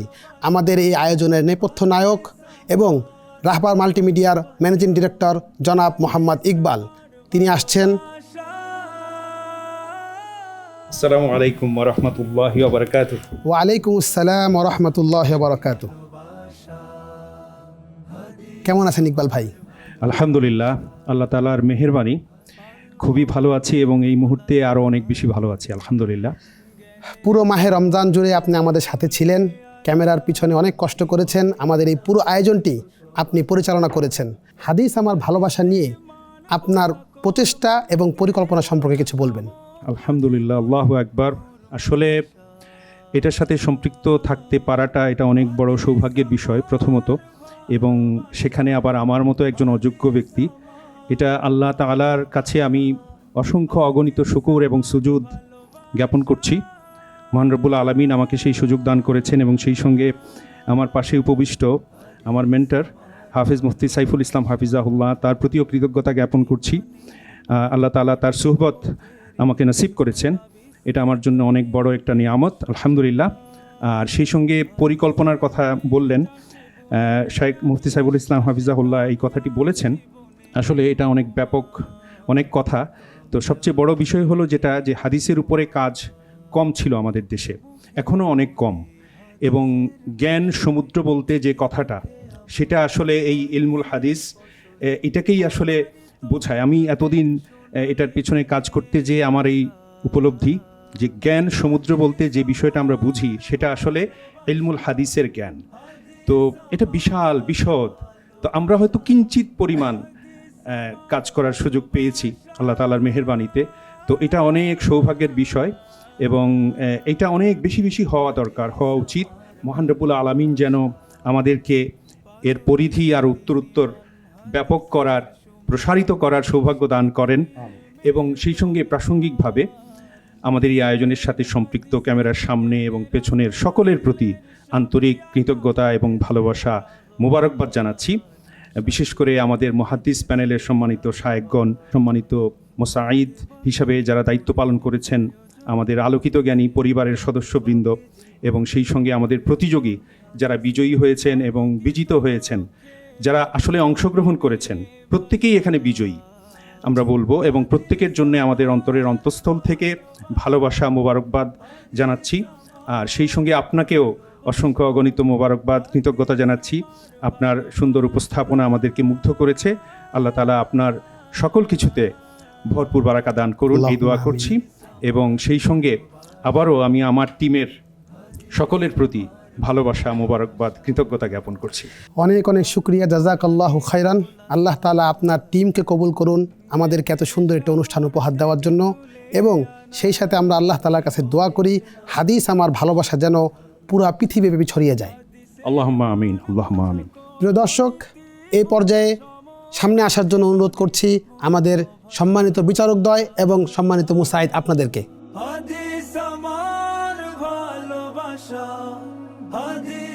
শেখ মুফতি আব্দুস সালাম হাফিজাহুল্লাহ, হাদিস আমার ভালোবাসার প্রথম আয়োজন থেকে আপনি আমাদের সাথে আছেন এবং সিজন 3তে শুরু থেকে শেষ পর্যন্ত আপনি বিচারকের দায়িত্ব পালন করেছেন।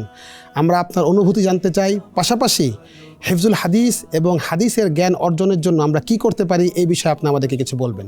মহান আল্লাহ রাব্বুল আলামিনের পক্ষ থেকে এই অধমের উপর যে নিয়ামতগুলো বর্ষিত হয়েছে তার মধ্যে সবচেয়ে উল্লেখযোগ্য অবদান আমি বলবো হাদিস আমার ভালোবাসার অনুষ্ঠানে নিজেকে জড়িয়ে রাখতে পারা। আলহামদুলিল্লাহ। রাসূলুল্লাহ সাল্লাল্লাহু আলাইহি ওয়াসাল্লামকে ভালো না বাসলে পৃথিবীর আমি আপনি কেউ নাজাত পাবো না।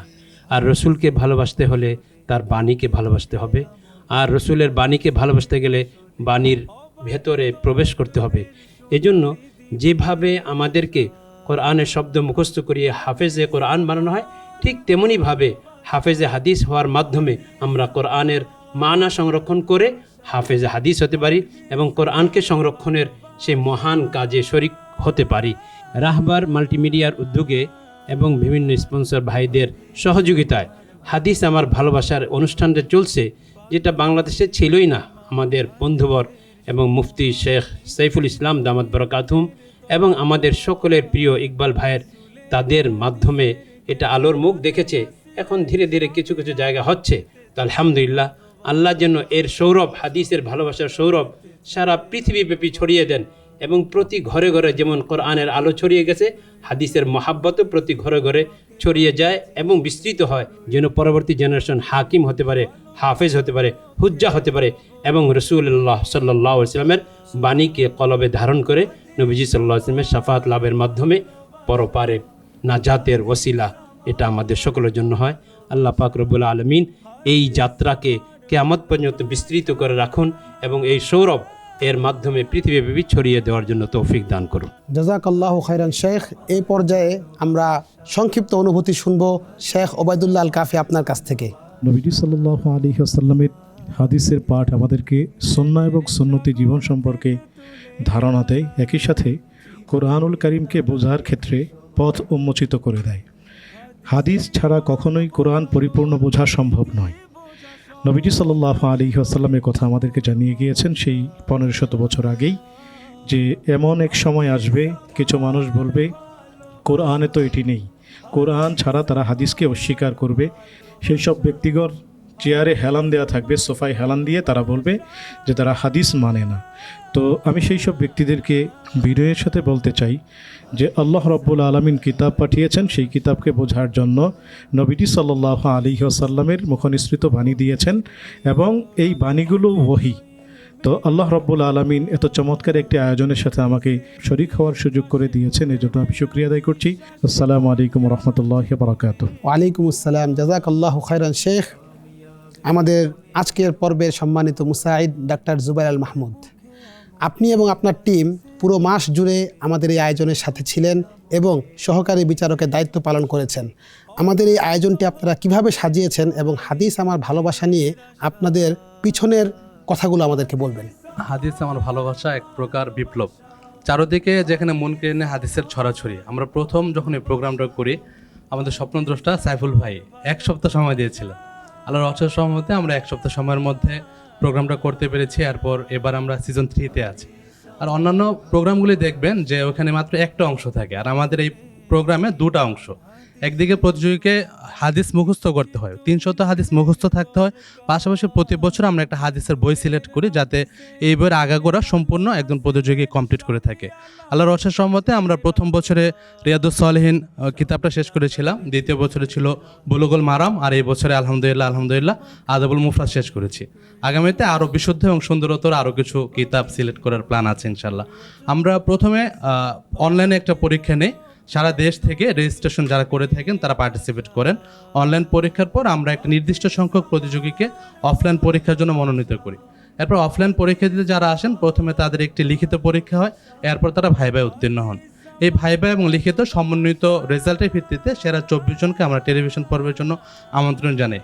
বেশ লম্বা সফর দিতে হয়। যে প্রতিযোগী আজকে আমরা চ্যাম্পিয়ন রানার্স আপ পাবো, তারা প্রায় 8টা ধাপ বা 8টা রাউন্ড অতিক্রম করবেন। প্রথমে আমরা 3 জন করে 8টা গ্রুপে ভাগ করি, প্রতি পর্বে 1 জন করে বিদায় নেন। পরবর্তীতে 4 জন করে 4টা গ্রুপ হয়, এরপর আবার 3 জন করে 4টা গ্রুপ হয়, এরপর 4 জন করে 2টা গ্রুপ হয়, 3 জন করে 2টা গ্রুপ হয়, পরবর্তীতে শেষ 4 জন থাকেন। এই 4 জনকে নিয়ে আমরা 3টা রাউন্ড করি, প্রথমে গ্রুপ পর্ব, এরপর একক পর্ব, এরপর যৌথ পর্ব। এই সমন্বিত রেজাল্টের ভিত্তিতে আজকে আমরা কিছুক্ষণের মধ্যে ইনশাল্লাহ কাঙ্ক্ষিত প্রতিযোগীদের আমরা পেয়ে যাব, যারা চ্যাম্পিয়ন রানার্স আপ হয়েছেন। আল্লাহ সুবহানাহু ওয়া তাআলা এর সাথে সংশ্লিষ্ট সবাইকে কবুল করে নিন এবং আমাদেরকে আর মিনিমাম জারি আল্লাহ তাআলা দান করুন। আল্লাহ সাল্লাল্লাহু আলাইহি ওয়াসাল্লামের যে হাদিসটা, সে বাল্লিগু আন্নি ওয়ালাউ আয়া, আমার পক্ষ থেকে একটা আয়াত হলেও পৌঁছে দাও। আল্লাহ সুবহানাহু ওয়া তাআলার কাছে যাতে এটা আমাদের জন্য একটা জারিয়া হয়ে দাঁড়ায়, যাতে আল্লাহ তাআলা বলতে পারে, হে আল্লাহ, আপনার রাসূল সাল্লাল্লাহু আলাইহি ওয়াসাল্লামের হাদিসের জন্য আমরা কিছু খিদমত করতে পেরেছি। বারাকাল্লাহু ফিকুম। জাযাকাল্লাহু খায়রান ডাক্তার জুবাইর আল মাহমুদ। এই পর্যায়ে মঞ্চে ডেকে নিচ্ছি আমাদের 2 জন সম্মানিত অতিথিকে, ডক্টর শেখ সাদি বিন আব্দুর রশিদ, অধ্যক্ষ মাদ্রাসা দারুস সুন্নাহ সালাফিয়া জামালপুর এবং আল হিদায়া ফাউন্ডেশনের চেয়ারম্যান জনাব মুফতি মোহাম্মদ আলী।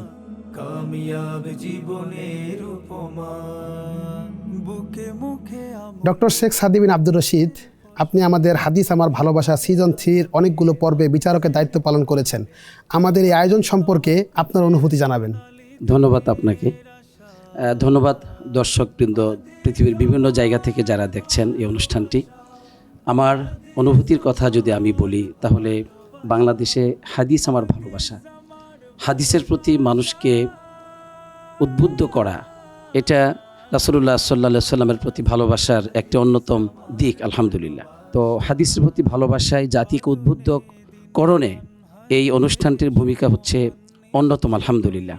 এবং বিশেষ করে আমি বিচারক প্যানেলে বসে যা দেখলাম, যে একজন ছাত্রকে হাদিস সম্পর্কে শুধুমাত্র মুখস্থ যথেষ্ট নয়, তাকে রাবি সম্পর্কে জানতে হয়, ও হাদিসটি কোন কিতাবে আসছে, তার আহকাম কি, হাদিসটার গ্রহণযোগ্যতা কতটুকু, কোন পর্যায়ে, সেটাও তাকে জানতে হয়।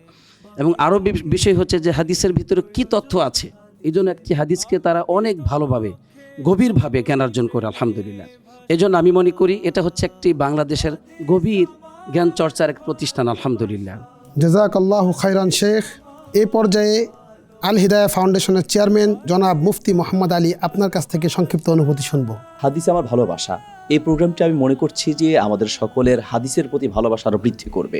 হাদিসের প্রতি ভালোবাসা থাকা এটা প্রতিটি ইমানদারের ইমানি দায়িত্ব। হাদিসের প্রতি ভালোবাসা না থাকলে সে পূর্ণ ইমানদার হতে পারে না।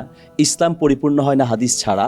বর্তমানে এই ফিতনার যুগ, যেখানে হাদিস অস্বীকার করার এক চরম ফিতনা চলছে, এই যুগে হাদিস আমার ভালোবাসার মতো এইরকম প্রোগ্রাম আরও হওয়া উচিত, এবং যারা এই প্রোগ্রামের সাথে সম্পৃক্ত রয়েছেন, মুফতি সাইফুল ইসলাম ভাই, আমাদের ইকবাল ভাই সহ আরও যারা সহযোগিতা করেছেন, আমি সকলের প্রতি উদাত্ত আহ্বান জানাবো এই প্রোগ্রামকে আরও বেগবান করার জন্য আমাদের পাশে থাকা উচিত।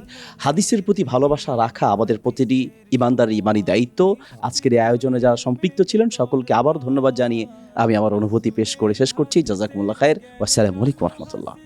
ওয়ালাইকুম আসসালাম রহমতুল্লাহ বারাকাতুহু। প্রিয় দর্শক, আপনাদের মতো আমরা অপেক্ষায় আছি কে হচ্ছেন হাদিস আমার ভালোবাসা সিজন 3 চ্যাম্পিয়ন, কে হচ্ছেন প্রথম রানার আপ, দ্বিতীয় রানার আপ এবং চতুর্থ পুরস্কার প্রাপ্ত বন্ধু।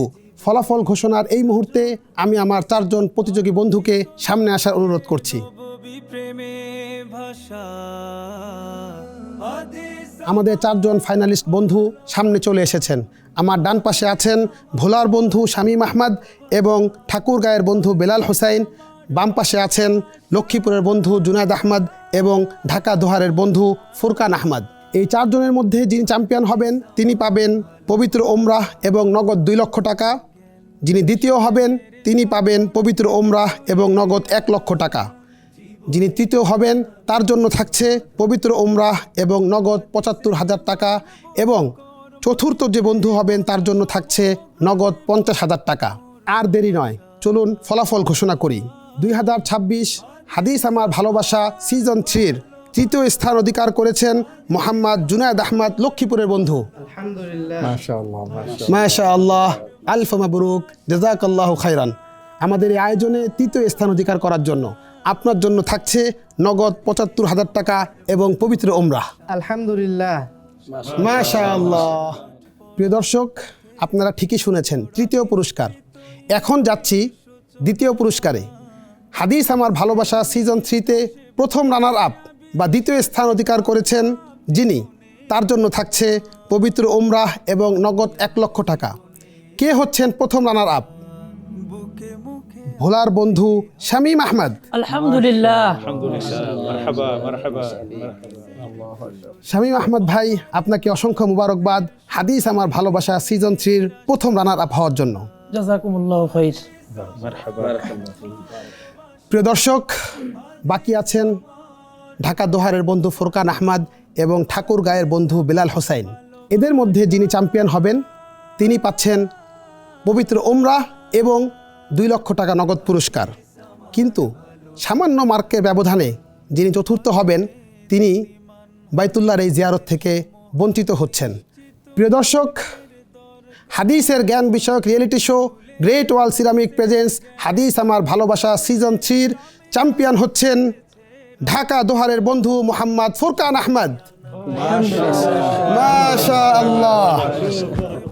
জীবনের প্রয়োজন হাদিসের, বাকে বাকে জীবনের প্রয়োজন হাদিসের। ফুরকান আহমেদ ভাই পাচ্ছেন পবিত্র ওমরাহ এবং নগদ 2 লক্ষ টাকার পুরস্কার। সেই সাথে আমাদের এই আয়োজনে চতুর্থ স্থান অধিকার করেছেন ঠাকুরগাঁয়ের বন্ধু বেলাল হোসাইন, তিনি পাচ্ছেন নগদ 50,000 টাকা। আলহামদুলিল্লাহ। আসসালামু আলাইকুম, আলফ মাবরুক, মুবারক মুবারক। প্রিয় দর্শক, আমরা ফলাফল জেনে গেলাম। আমাদের এই বন্ধুদের প্রাপ্ত নাম্বার আমরা এক নজরে স্ক্রিনে দেখে নিচ্ছি।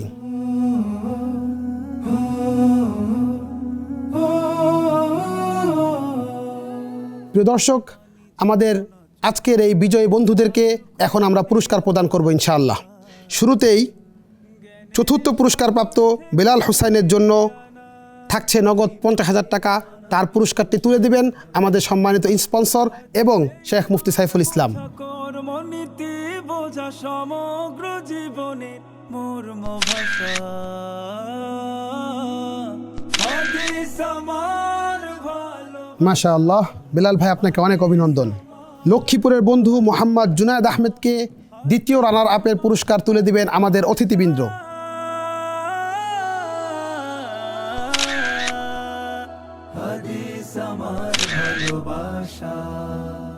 জুনায়েদ আহমেদ ভাইয়ের জন্য থাকছে নগদ 75,000 টাকা পুরস্কার এবং সেই সাথে পবিত্র ওমরার টিকিট এবং একটি মূল্যবান সার্টিফিকেট। এই পর্যায়ে প্রথম রানার আপের পুরস্কার গ্রহণ করবেন ভোলার বন্ধু মোহাম্মদ শামীম আহমদ। তার জন্য থাকছে নগদ 1 লক্ষ টাকার চেক এবং পবিত্র ওমরার টিকিট, সেই সাথে মূল্যবান সার্টিফিকেট। বুকে মুখে আমলে হাদিসের ফসলে, বুকে মুখে আমলে শামীম আহমদ ভাই, আপনাকে অনেক অভিনন্দন।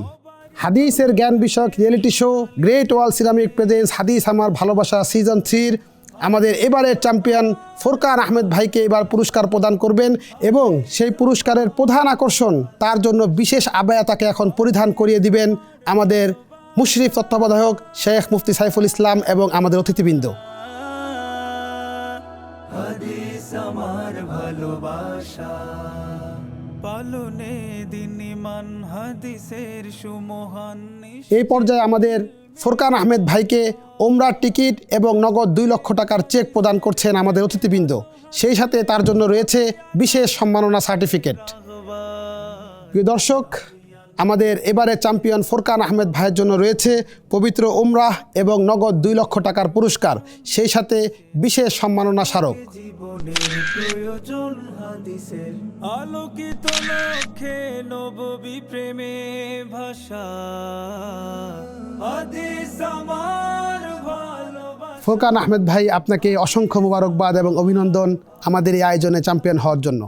আপনি অসংখ্য প্রতিযোগীকে পিছনে ফেলে টিভি রাউন্ডে এসেছিলেন এবং পর্যায়ক্রমে এক একটি ধাপ অতিক্রম করে সর্বশেষ ফাইনাল রাউন্ডে এসেছেন এবং আজকে ফাইনালি আপনি চ্যাম্পিয়ন হলেন। আপনার অনুভূতি আমাদেরকে শেয়ার করবেন।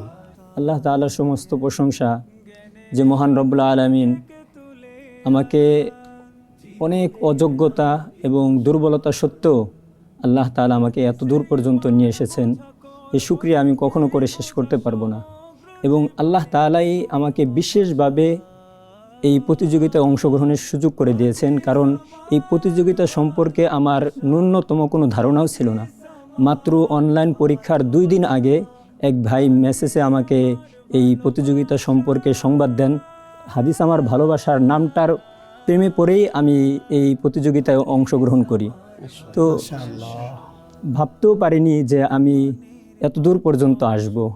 এজন্য সকল শুকরিয়া এবং প্রশংসা রব্বে কারিমের দরবারে, সাথে সাথে যারা আমার উস্তাদ আছেন এবং আমার মুরব্বীদের সকলের দোয়া, চেষ্টা এবং চোখের পানির বদলতেই আমি এত দূর আসতে পেরেছি। এজন্য তাদের প্রতি আমি কৃতজ্ঞ এবং স্মরণ করছি আমার প্রিয়তমা স্ত্রী, যিনি অনেক আমাকে সাপোর্ট দিয়েছেন এবং সাথে সাথে আমি যার কৃতজ্ঞতা জ্ঞাপন না করলে আমি নিজেকে অপরাধী মনে করছি, তারা হলেন প্রতিযোগিতার প্রধান উদ্যোক্তা, যিনি বাংলাদেশের মধ্যে এরকম একটি সুন্দর আয়োজন করেছেন, হজরত মৌলানা মুফতি সাইফুল ইসলাম সাহেব, এবং আমাদের বিচারকবৃন্দ যারা ছিলেন এবং বিশেষভাবে জুবায়ের ভাই, উনি আমাদেরকে অত্যন্ত ভদ্রতা এবং সহনশীলতা, ধৈর্যের সাথে আমাদেরকে প্রত্যেকটা বিষয়ে পরামর্শ দিয়েছেন। এজন্য সকলের প্রতি কৃতজ্ঞতা জ্ঞাপন করছি। আমি আরেকটু স্মরণ করতে চাই, আমার যে সকল প্রতিযোগীবৃন্দ ভাইরা ছিলেন, তারা অনেকেই অনেক চেষ্টা পরিশ্রম করেছে, আমি তাদের মতো কিছুই করতে পারিনি। আল্লাহ তাআলা যেন এই ভাইদেরকেও আল্লাহ তাআলার ঘর বাইতুল্লাহ জিয়ারতের তৌফিক দান করেন, আল্লাহুম্মা আমিন। এবং আমি আল্লাহ তাআলা যদি আমাকে নেন, আমি সকলের জন্য দিল থেকে দোয়া করব। মাশাআল্লাহ, জাযাকাল্লাহু খাইরান ফোরকান ভাই। আমরাও আল্লাহ তাআলার কাছে দোয়া করছি, আল্লাহ তাআলা যেন হাদিসের ভালোবাসায় আমাদেরকেও কবুল করেন এবং আমাদের সকলকে এবং দর্শকবৃন্দ যারা দেখছেন তাদের সকলকে বাইতুল্লাহর জিয়ারত এবং মসজিদে নববীতে সালাত আদায় করার তৌফিক দান করেন। আল্লাহুম্মা আমিন। প্রিয় দর্শক, সেই সাথে অভিনন্দন জানাচ্ছি শামীম আহমদ ভাই, বেলাল হোসেন ভাই এবং জুনায়েদ আহমেদ ভাই, আপনাদের সকলকে। প্রিয় দর্শক, মাহে রমাদানের একেবারে শেষ মুহূর্তে আমরা আছি, সেই সাথে আমাদের এই অনুষ্ঠানের একেবারেই শেষ প্রান্তে চলে এসেছি। হাদিস আমার ভালোবাসা সিজন 3-তে আমরা চেয়েছিলাম রাসূলুল্লাহ সাল্লাল্লাহু আলাইহি ওয়াসাল্লামের বিশুদ্ধ হাদিস এবং সুন্নাহকে এখানে আমরা শিখব এবং সকলে একত্রিতভাবে এই বিষয়গুলো জেনে আমাদের বাহ্যিক জীবনে বাস্তবায়ন করব ইনশাআল্লাহ। এই আয়োজনের সাথে যারা সম্পৃক্ত ছিলেন, ক্যামেরার সামনে এবং পিছনে, কলা কৌশলী সহ সকলের প্রতি আমি কৃতজ্ঞতা প্রকাশ করছি আমাদের সম্মানিত মুশরিফ শেখ মুফতি সাইফুল ইসলাম হাফিজাহুল্লাহ আপনার প্রতি, এবং আমাদের এই অনুষ্ঠানের পরিচালক জনাব মোহাম্মদ ইকবাল আপনার প্রতিও, সেই সাথে আমাদের মুহাদ্দিস প্যানেলের সকল বিচারকবৃন্দ, মুসাইদ প্যানেলের সকল মুসাইদগণ এবং এই টিভি রাউন্ডে অংশগ্রহণকারী সকল প্রতিযোগীবৃন্দ, সেই সাথে দর্শকবৃন্দ, আপনাদের সবাইকে শুভেচ্ছা এবং শুভকামনা জানিয়ে শেষ করছি। আল্লাহ তাআলা আমাদের সবাইকে কবুল করুন। এই আয়োজনের যা কিছু ভালো তা আল্লাহর পক্ষ থেকেই, আর যা কিছু ভুল হয়েছে তা একান্ত আমি আল্লাহর কাছে ক্ষমা প্রার্থনা করছি। আল্লাহ তাআলা আমাদের সবাইকে ক্ষমা করুন। আবারও দেখা হবে ইনশাআল্লাহ। আল্লাহ তাআলা আপনাদের সবাইকে ভালো রাখুন। পবিত্র ঈদ উল ফিতরের অগ্রিম শুভেচ্ছা জানিয়ে শেষ করছি। আসসালামু আলাইকুম ওয়া রাহমাতুল্লাহি ওয়া বারাকাতুহু।